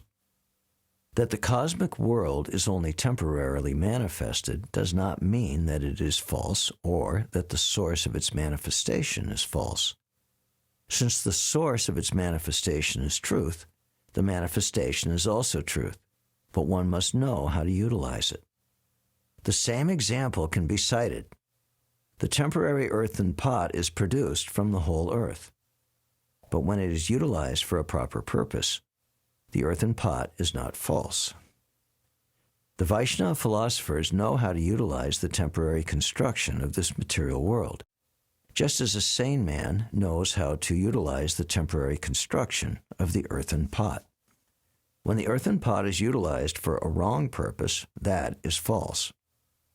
Similarly, this human form of body, or this material world, when utilized for false sense gratification, is false. But if this human form of body and the material creation are utilized for the service of the Supreme Lord, their activities are never false. It is therefore confirmed in the Bhagavad Gita that a little service attitude in utilizing this body and the material world for the service of the Lord can deliver a person from the gravest danger of life.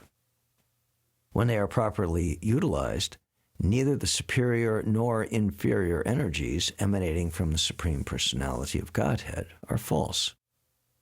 As far as fruitive activities are concerned, they are mainly based on the platform of sense gratification.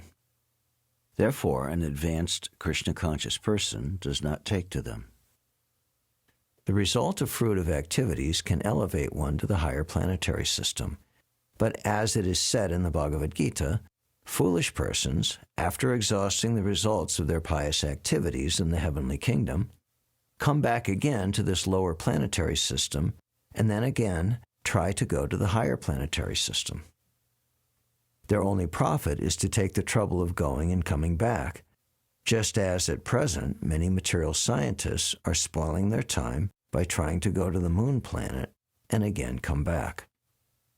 Those who are engaged in such activities are described by the Vedas personified as Anda Parampara, or blind followers of the Vedic ritualistic ceremonies. Although such ceremonies are certainly mentioned in the Vedas, they are not meant for the intelligent class of men. Men who are too much attached to material enjoyment are captivated by the prospect of being elevated to the higher planetary systems, and so they take to such ritualistic activities.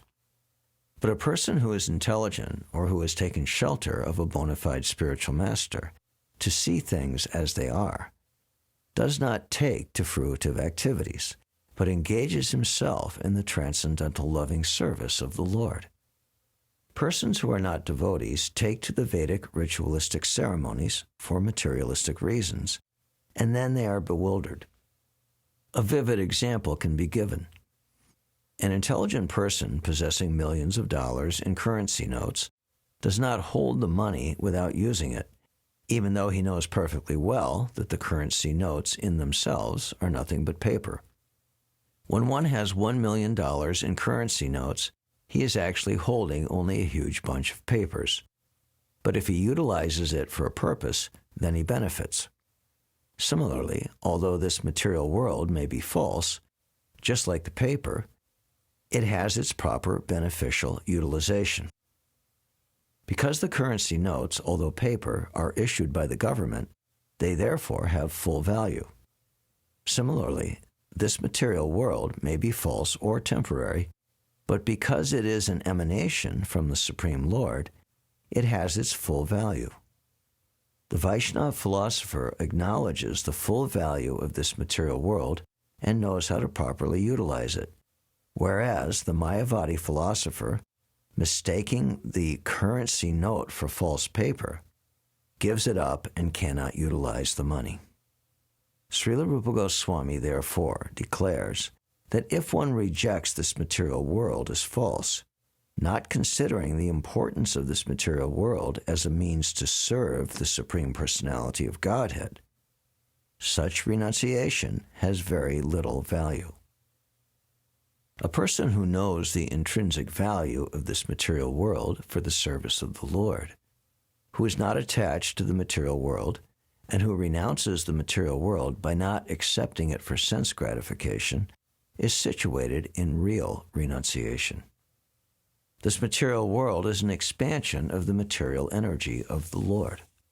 Therefore, it is real. It is not false, as it is sometimes concluded from the example of the snake and the rope. The Personified Vedas continued. Cosmic manifestation, because of the flickering nature of its impermanent existence, appears to less intelligent men to be false. The Mayavadi philosophers take advantage of the flickering nature of this cosmic manifestation to prove their thesis that this world is false. According to the Vedic version, before the creation this world had no existence, and after dissolution the world would no longer be manifested. Vedas also take advantage of this Vedic version and conclude that the cause of this material world is void. But Vedic injunction does not say that it is void.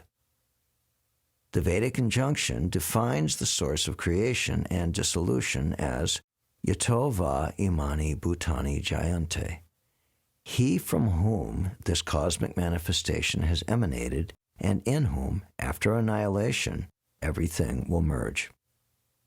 The same is explained in the Vedanta Sutra and in the first verse of the first chapter of Srimad Bhagavatam by the words Janma Jasya, he from whom all things emanate. All these Vedic injunctions indicate that the cosmic manifestation is due to the Supreme Absolute Personality of Godhead, and when it is dissolved, it merges into Him. The same is confirmed in the Bhagavad Gita. This cosmic manifestation is coming into existence and again dissolving, and after dissolution it merges into the existence of the Supreme Lord. This statement definitely confirms that the particular energy known as Bahirangamaya, or the external energy, although of flickering nature, is the energy of the Supreme Lord, and as such, it cannot be false. It simply appears to be false. The Mayavadi philosophers conclude that because the material nature has no existence in the beginning and is non-existent after dissolution, it is therefore false. But by the example of the earthen pots and dishes, the Vedic version is presented. Although the existence of the particular byproducts of the Absolute Truth are temporary, the energy of the Supreme Lord is permanent. The earthen pot or water jug may be broken or transformed into another shape, such as that of a dish or bowl. But the ingredient or the material basis, namely the earth, continues to be the same. The basic principle of this cosmic manifestation is always the same, Brahman, or the Absolute Truth. Therefore, the Mayavadi philosopher's theory that it is false is certainly only mental concoction. That the cosmic manifestation is flickering and temporary does not mean that it is false. The definition of falsity is that which never had any existence but is existing only in name. For instance, the eggs of a horse or the flower of the sky or the horn of a rabbit are phenomena which exist only in name. There are no horse's eggs, there is no rabbit's horn, nor are there flowers growing in the sky. There are many things which exist in name or imagination, but actually have no factual manifestation. Such things may be called false. But the Vaishnav cannot take this material world to be false, simply because its temporary nature is manifesting and again dissolving. The personified Vedas continue to say that the supersoul and the individual soul, or Paramatma and Jivatma, cannot be equal in any circumstance, although both of them are sitting within the same body, like two birds sitting in the same tree.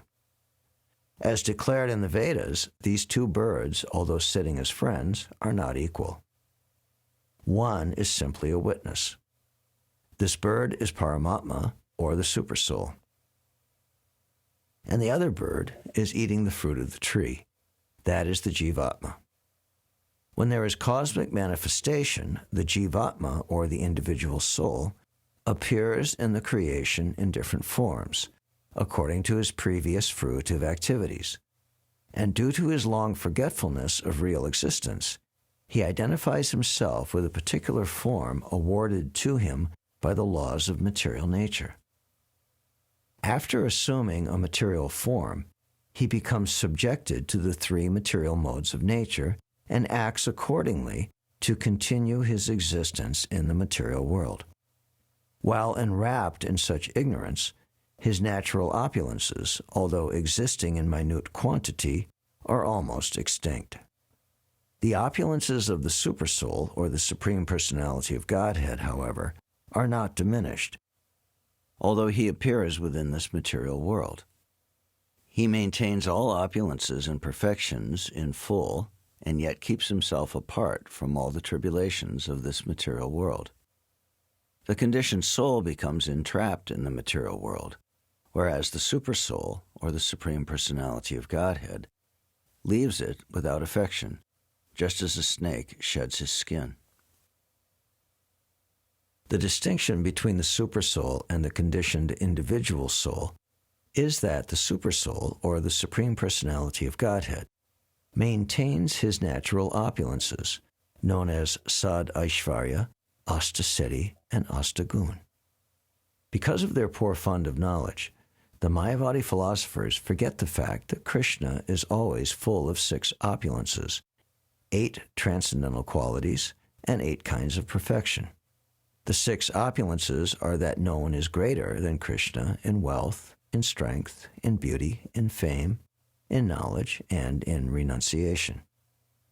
The first of Krishna's 8 transcendental qualities is that he is always untouched by the contamination of material existence.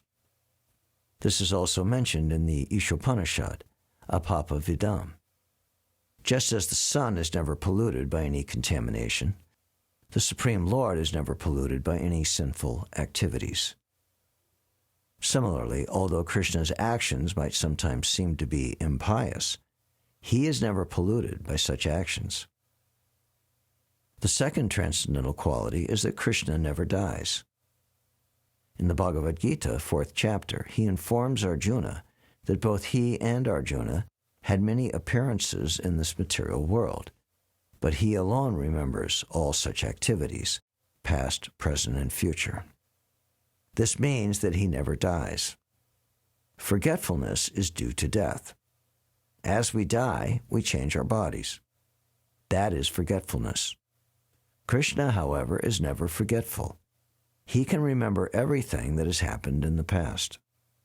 Otherwise, how could he remember that he first taught the Bhagavad Gita yoga system to the sun god Vivishvan?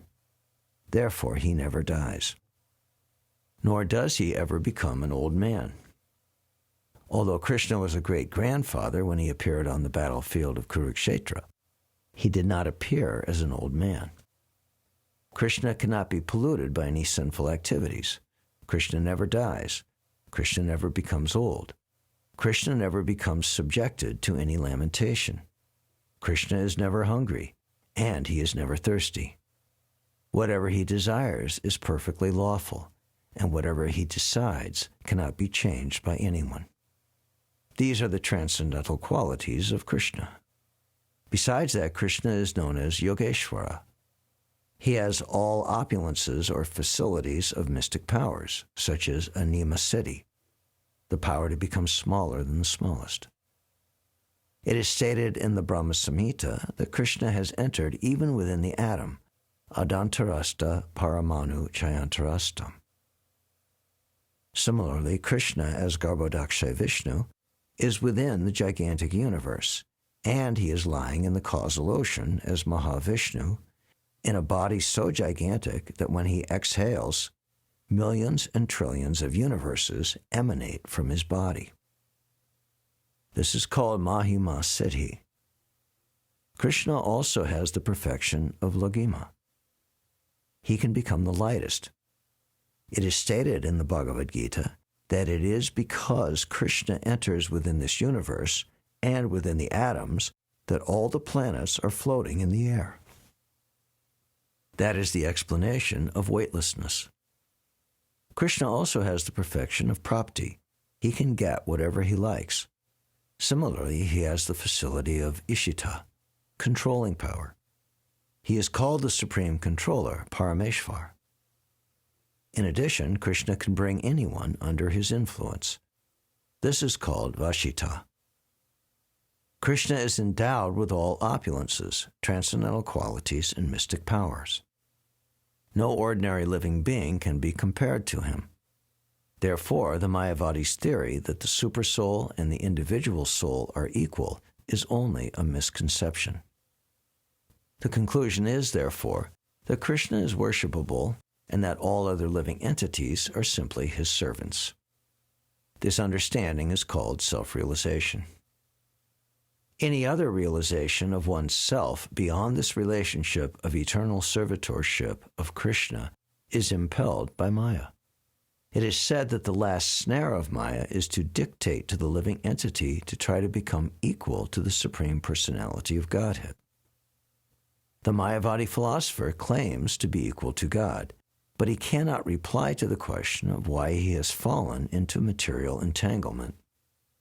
If he is the Supreme God, then how is it that he has been overtaken by impious activities and thereby subjected to the tribulations of the law of karma? When the Mayavadis are asked about this, they cannot properly answer. The speculation that one is equal to the Supreme Personality of Godhead is another symptom of sinful life. One cannot take to Krishna consciousness unless he is completely freed from all sinful activities. The very fact that the Mayavadi claims to become one with the Supreme Lord means that he is not yet freed from the reactions of sinful activities. Srimad Bhagavatam says that such persons are avishuddha buddhaya, which means that they falsely think themselves liberated, although at the same time they think themselves equal with the absolute truth. Their intelligence is not purified. The personified Vedas said that if the yogis and the jnanis do not free themselves from sinful desires, then their particular process of self-realization will never be successful. My dear Lord, the personified Vedas continued, if saintly persons do not care to eradicate completely the roots of sinful desires, they cannot experience the Supersoul, although he is sitting side by side with the individual soul. Samadhi, or meditation, means that one has to find the Supersoul within himself. One who is not free from sinful reactions cannot see the Supersoul. If a person has a jeweled locket in his necklace but forgets the jewel, it is almost as though he does not possess it. Similarly, if an individual's soul meditates but does not actually perceive the presence of the Supersoul within himself, he has not realized the Supersoul. Persons who have taken to this path of self-realization must therefore be very careful to be uncontaminated by the influence of Maya. Srila Rupa Goswami says that a devotee should be completely free from all sorts of material desires. A devotee should not be affected by the resultant actions of karma and jnana. One simply has to understand Krishna and carry out his desires. That is the pure devotional stage. Mystic yogis who still have contaminated desires for sense gratification never become successful in their attempt, nor can they realize the Supersoul within the individual self. As such, the so-called yogis and jnanis who are simply wasting their time in different types of sense gratification, either by mental speculation or by exhibition of limited mystic powers, will never become liberated from conditional life and will continue to go through repeated births and deaths. For such persons, both this life and the next life become sources of tribulation. Such sinful persons are already suffering tribulation in this life, and because they are not perfect in self-realization, they will be plagued with further tribulation in the next life.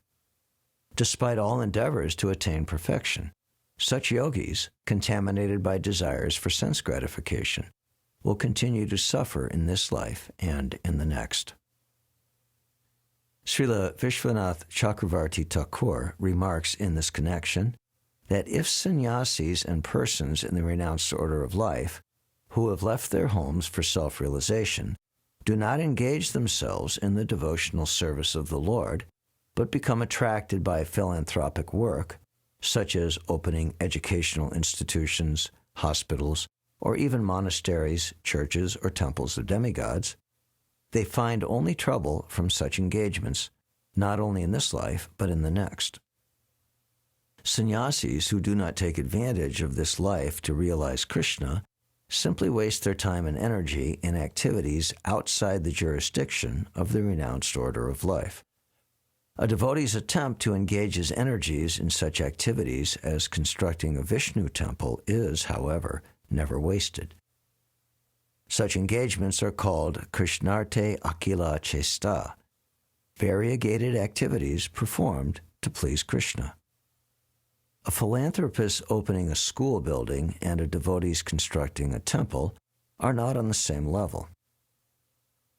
Although a philanthropist opening an educational institution may be pious activity, it comes under the laws of karma, whereas constructing a temple for Vishnu is devotional service.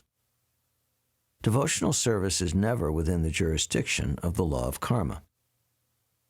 It is stated in the Bhagavad Gita that devotees transcend the reaction of the three modes of material nature and stand on the platform of Brahman realization. Brahma Bhuyaya Kalpate.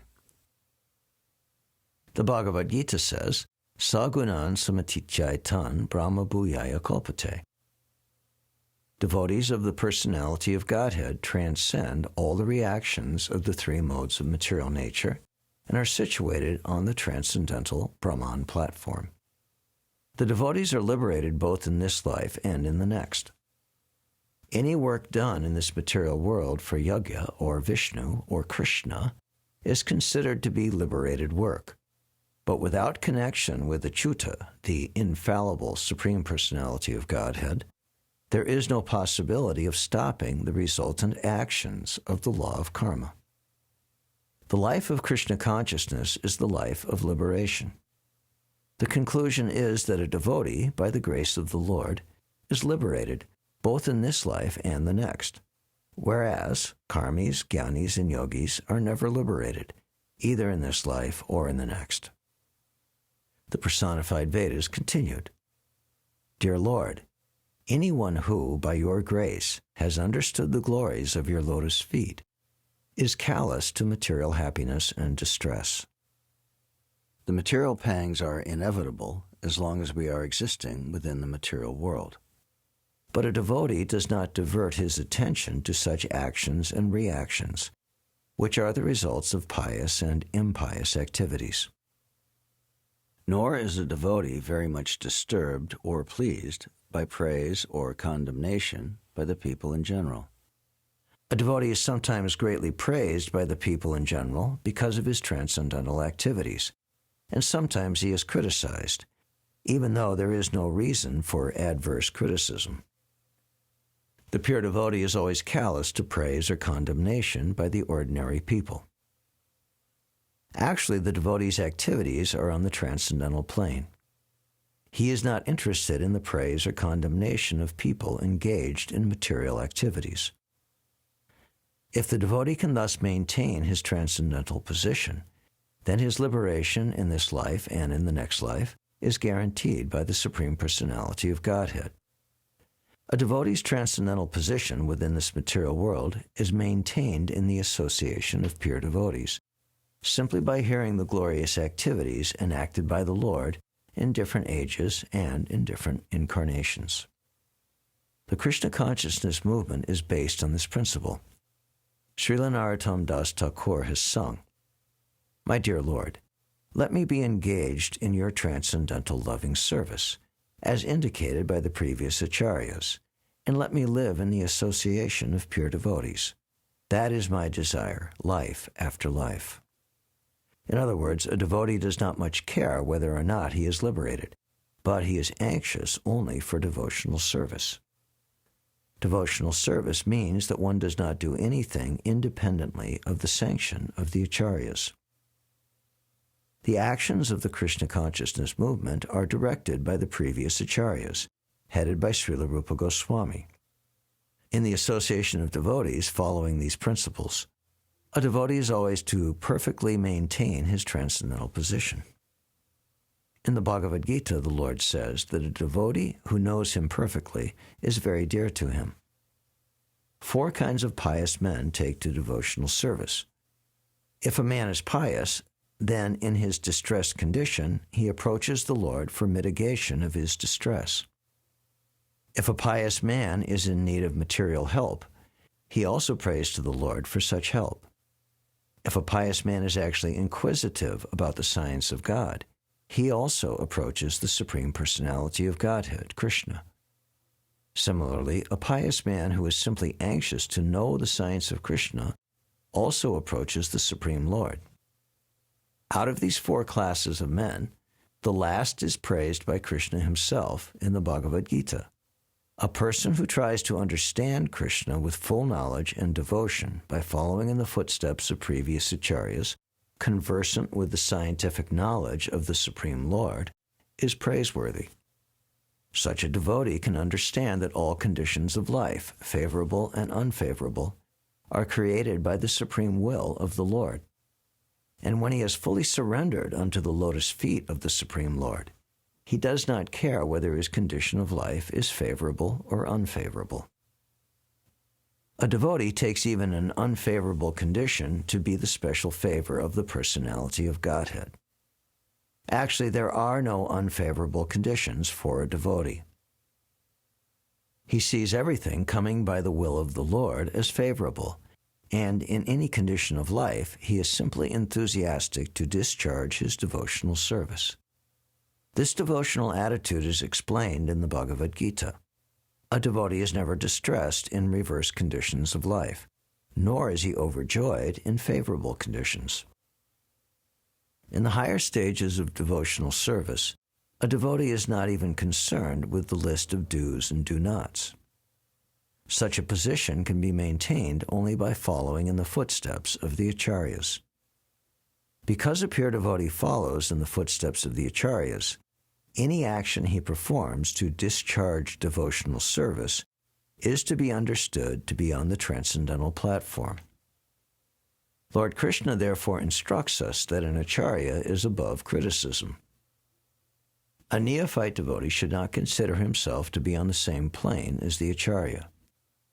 It should be accepted that the acharyas are on the same platform as the Supreme Personality of Godhead, and as such, neither Krishna nor his representative acharya should be subject to any adverse criticism by the neophyte devotees.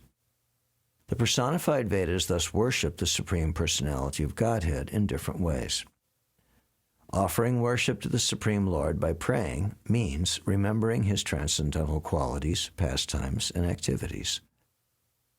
But the Lord's pastimes and qualities are unlimited. It is not possible for us to remember all the qualities of the Lord. Therefore, the personified Vedas worshipped to the best of their ability, and at the end they spoke as follows. Our dear Lord, although Lord Brahma, the predominating deity of the highest planet, Brahmaloka, and King Indra, the predominating demigod of the heavenly planet, as well as the predominating deities of the sun planet, the moon planet, etc., are all very confidential directors of this material world, they have very little knowledge about you. Then what to speak of ordinary human beings and mental speculators? It is not possible for anyone to enumerate the unlimited transcendental qualities of your lordship. No one, including the mental speculators and the demigods in higher planetary systems, is actually able to estimate the length and breadth of your form and characteristics. We think that even your lordship does not have complete knowledge of your transcendental qualities.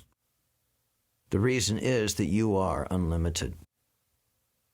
Although it is not befitting in your case to say that you do not know yourself, it is nevertheless practical to understand that because you have unlimited qualities and energies, and because your knowledge is also unlimited, there is unlimited competition between your knowledge and your expansion of energies. The idea is that because God and his knowledge are both unlimited, as soon as God is cognizant of some of his energies, he perceives that he has still more energies. In this way, both his energies and his knowledge increase. Because both of them are unlimited, there is no end to the energies and no end to the knowledge with which to understand the energies.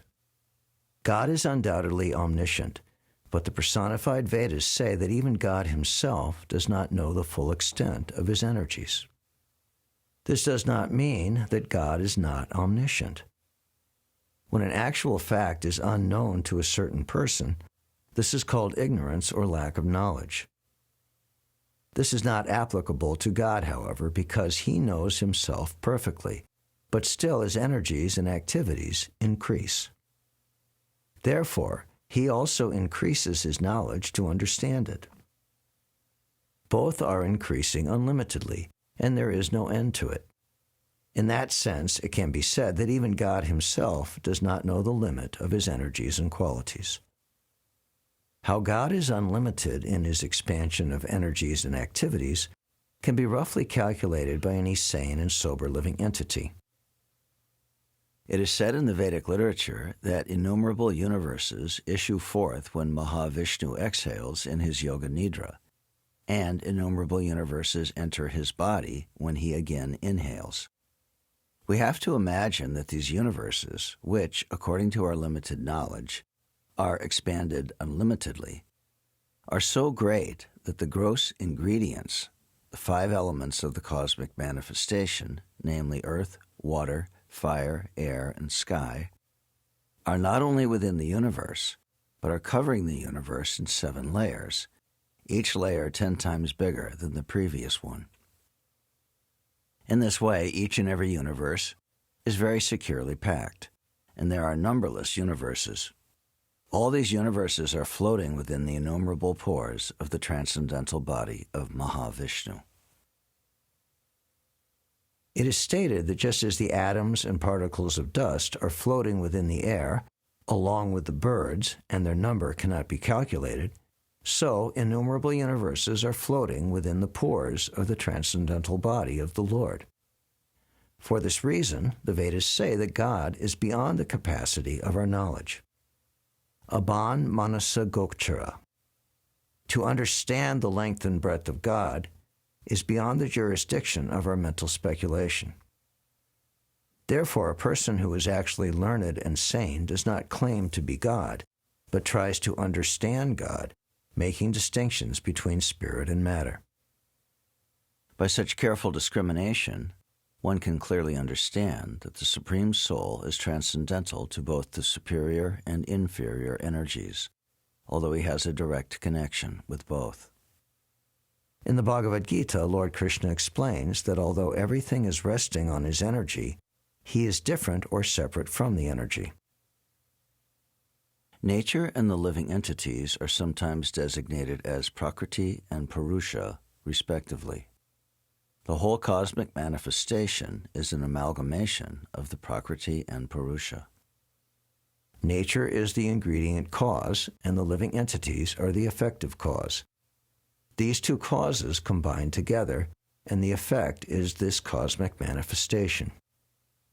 When one is fortunate enough to come to the right conclusion about this cosmic manifestation and everything which is going on within it, he knows it to be caused directly and indirectly by the Supreme Personality of Godhead himself.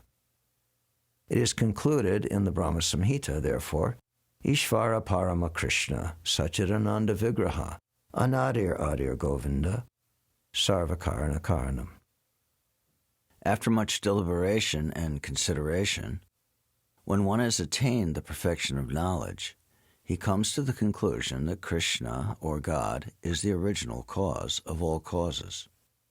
Instead of speculating about the measurement of God, whether he is so long or so wide, or philosophizing, one should come to the conclusion of the Brahma Samhita, Sarva Karana Karanam. Krishna, or God, is the cause of all causes. That is the perfection of knowledge. Thus the Veda Stuti, or the prayers offered by the personified Vedas to the Garbhodaksha Vishnu, were first narrated in disciplic succession by Sanandana to his brothers, all of whom were born of Brahma. In the beginning, the four Kumaras were the firstborn of Brahma. Therefore, they are known as Purvajata. It is stated in the Bhagavad Gita that the Parampara system, or the disciplic succession, begins with Krishna himself. Similarly, here in the prayers of the personified Vedas, it is to be understood that the Parampara system begins with the personality of Godhead, Narayan Rishi. We should remember that this Veda Stuti is being narrated by Kumar Sanandana, and the narration is being repeated by Narayan Rishi in Bodhi Ashram. Narayan Rishi is the incarnation of Krishna for showing us the path of self-realization by undergoing severe austerities. In this age, Lord Chaitanya demonstrated the path of pure devotional service by putting himself in the role of a pure devotee. Similarly, in the past, Lord Narayan Rishi was an incarnation of Krishna who performed severe austerities in the Himalayan ranges. Sri Narada Muni was hearing from him. So in the statement given by Narayan Rishi to Narada Muni, as it was narrated by Kumar Sanandana in the form of the Veda Stuti, it is understood that God is the one supreme and that all others are his servants.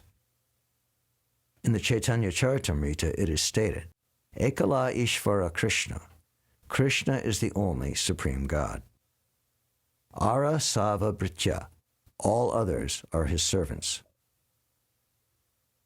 Yare Yache Nachaya, Se Tache Kare Nritya. The Supreme Lord, as he desires, is engaging all living entities in different activities, and thus they are exhibiting their different talents and tendencies.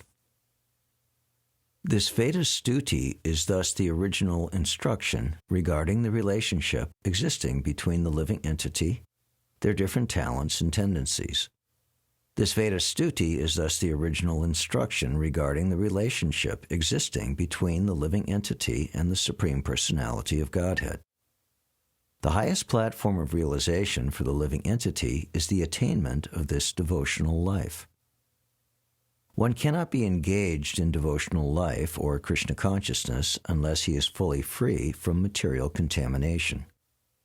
Narayan Rishi informed Narada Muni that the essence of all Vedas and Vedic literatures, namely the four Vedas, the Upanishads, the Puranas, teaches the rendering of transcendental loving service to the Lord. In this connection, Narayan Rishi has used one particular word, rasa. In devotional service, this rasa is the via media, or the basic principle for exchanging a relationship between the Lord and the living entity. A rasa is also described in the Vedas as Ishavasya. The Supreme Lord is the reservoir of all pleasure. All the Vedic literatures, the Puranas, the Vedas, the Upanishads, the Vedanta Sutras, etc., are teaching the living entities how to attain the stage of rasa.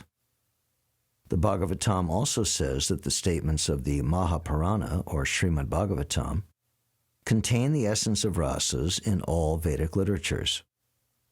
Nigama kalpa taror galitam palam. The Bhagavatam is the essence of the ripened fruit in the tree of the Vedic literature. We understand that with the breathing of the Supreme Personality of Godhead, there issued forth the four Vedas, namely the Rig Veda, the Sama Veda, Yajur Veda, and the Atharva Veda, and the histories like the Mahabharata and all the Puranas, which are also considered to be the history of the world. The Vedic histories like the Puranas and Mahabharata are called the fifth Veda. The verses of Veda Stuti are to be considered the essence of all Vedic knowledge. The four Kumars and all other authorized sages know perfectly well that devotional service in Krishna consciousness is the essence of all Vedic literatures. And they are all preaching this in different planets, traveling in outer space. It is stated herein that such sages, including Narada Muni, hardly ever travel on land. They are perpetually traveling in space. Sages like Narada and the Kumars travel throughout the universe in order to educate the conditioned souls and show them that their business in the world is not that of sense gratification, but of reinstating themselves again in their original position of devotional service to the Supreme Personality of Godhead. It is stated in several places that the living entities are like sparks of the fire, and the Supreme Personality of Godhead is like the fire itself.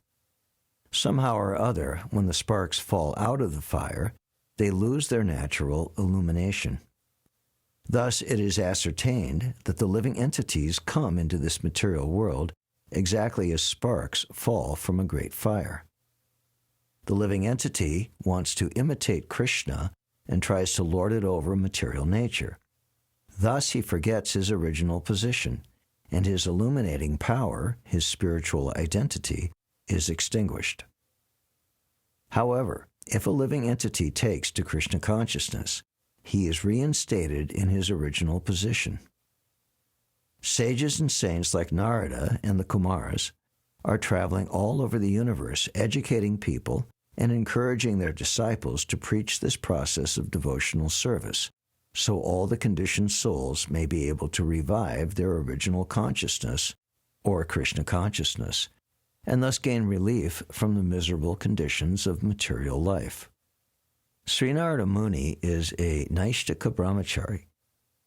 There are four types of brahmachari, and the first is called Savitra, which refers to a brahmachari who, after initiation and the sacred thread ceremony, must observe at least 3 days celibacy.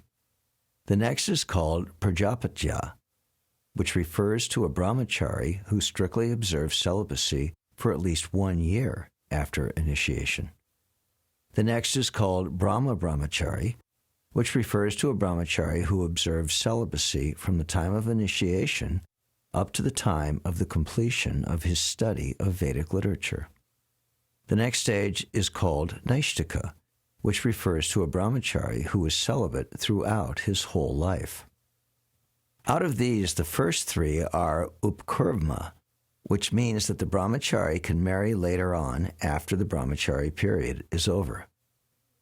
The Naishtaka brahmachari is completely reluctant to have any sex life. Therefore, the Kumaras and Narada are known as Naishtaka brahmacharis.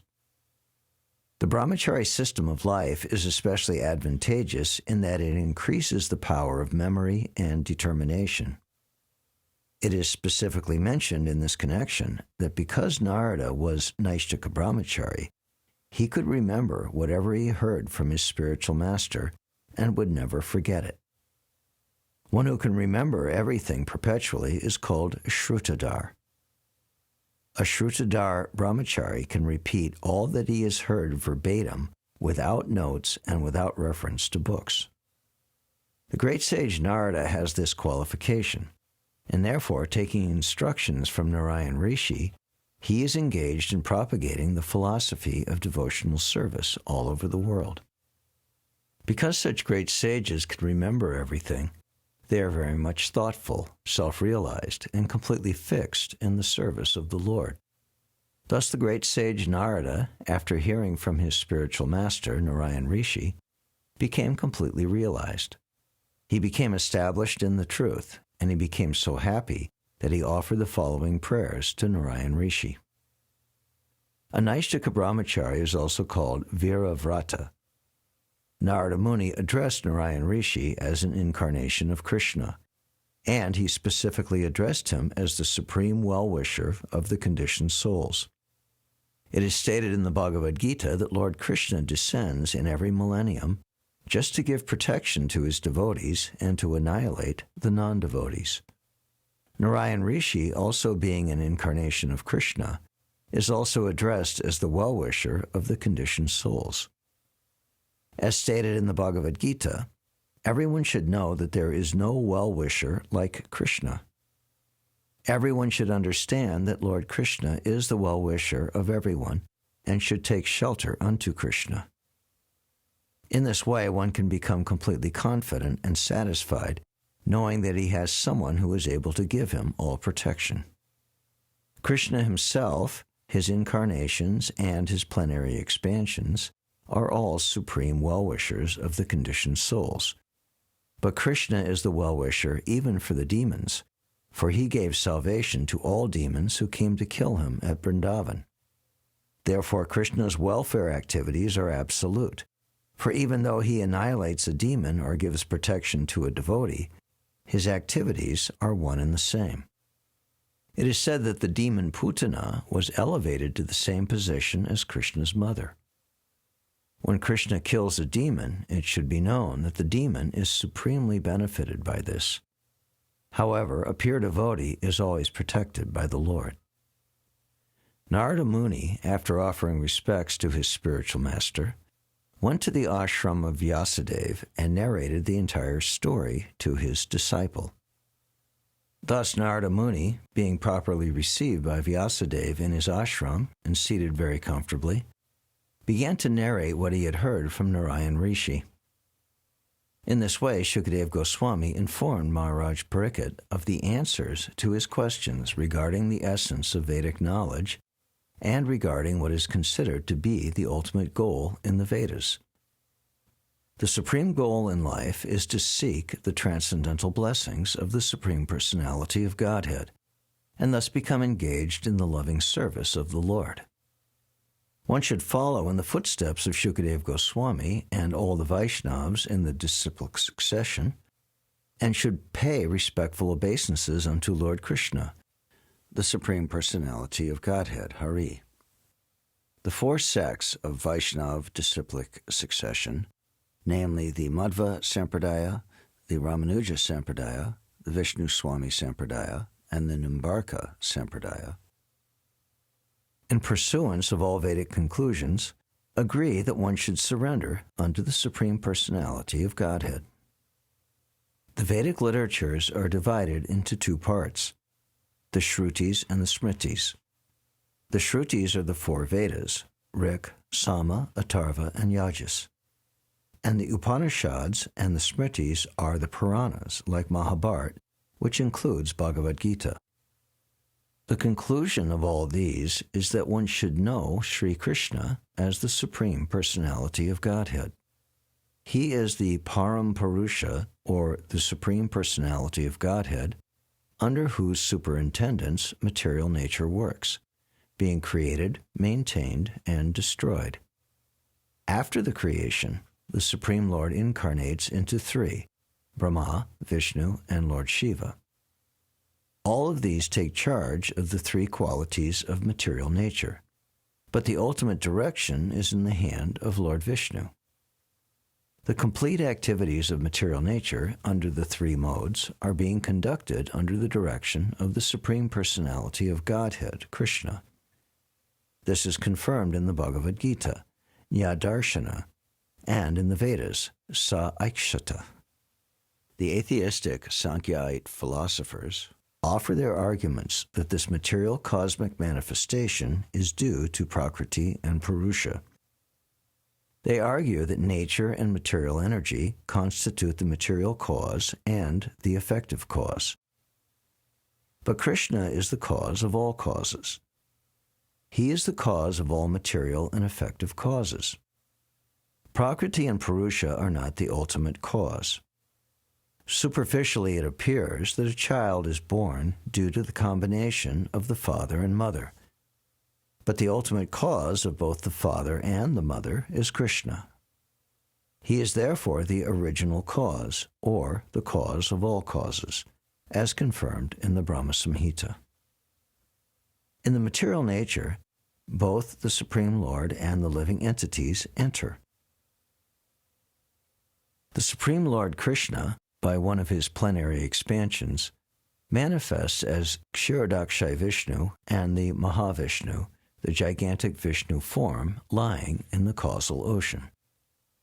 Then from that gigantic form of the Mahavishnu, the Garbhodakshay Vishnu expands in every universe.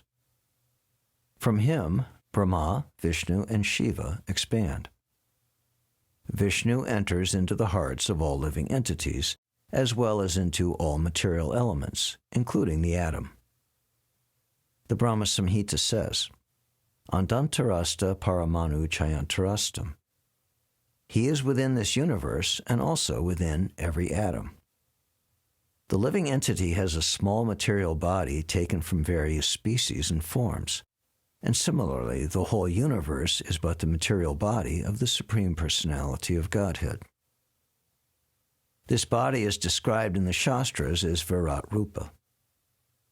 As the individual living entity maintains his particular body, the Supreme Personality of Godhead maintains the whole cosmic creation and everything within it.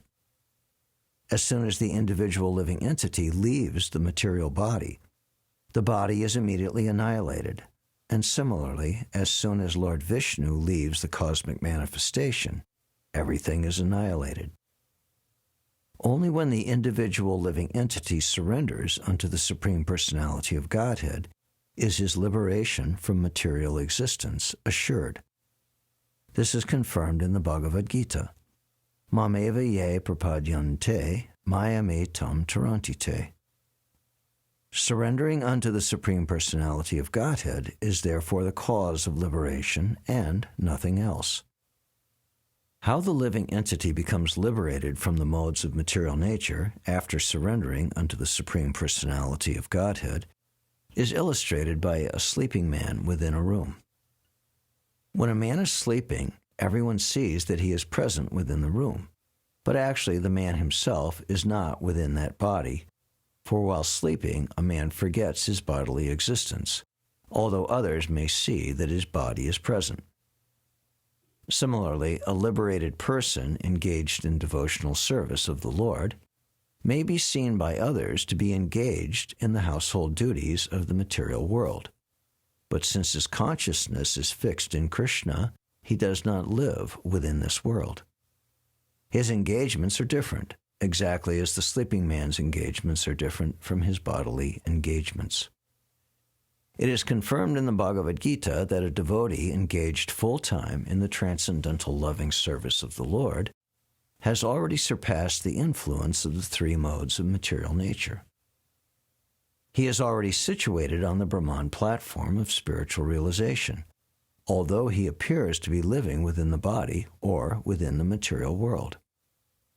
Srila Rupa Goswami stated in this connection in his Bhakti Rasamrita Sindhu that the person whose only desire is to serve the Supreme Personality of Godhead may be situated in any condition in the material world, but he is to be understood as Jivan Mukta, that is to say, he is to be considered liberated while living within the body or the material world. The conclusion, therefore, is that a person fully engaged in Krishna consciousness is a liberated person. Such a person has actually nothing to do with the material world. Those who are not in Krishna consciousness are called karmis and jnanis, and they hover on the bodily and mental platforms and thus are not liberated. This situation is called Kaivalya Nirasta Yoni. A person situated on the transcendental platform becomes freed from the repetition of birth and death. This is also confirmed in Bhagavad Gita, 4th chapter. Simply by knowing the transcendental nature of the Supreme Personality of Godhead, Krishna, one becomes free from the chains of the repetition of birth and death, and after quitting his present body, he goes back home, back to Godhead. This is the conclusion of all the Vedas. Thus one should surrender unto the lotus feet of Lord Krishna after understanding the prayers offered by the personified Vedas. Thus end the Bhaktivedanta purports of the 2nd volume, 32nd chapter of Krishna, Prayers by the Personified Vedas.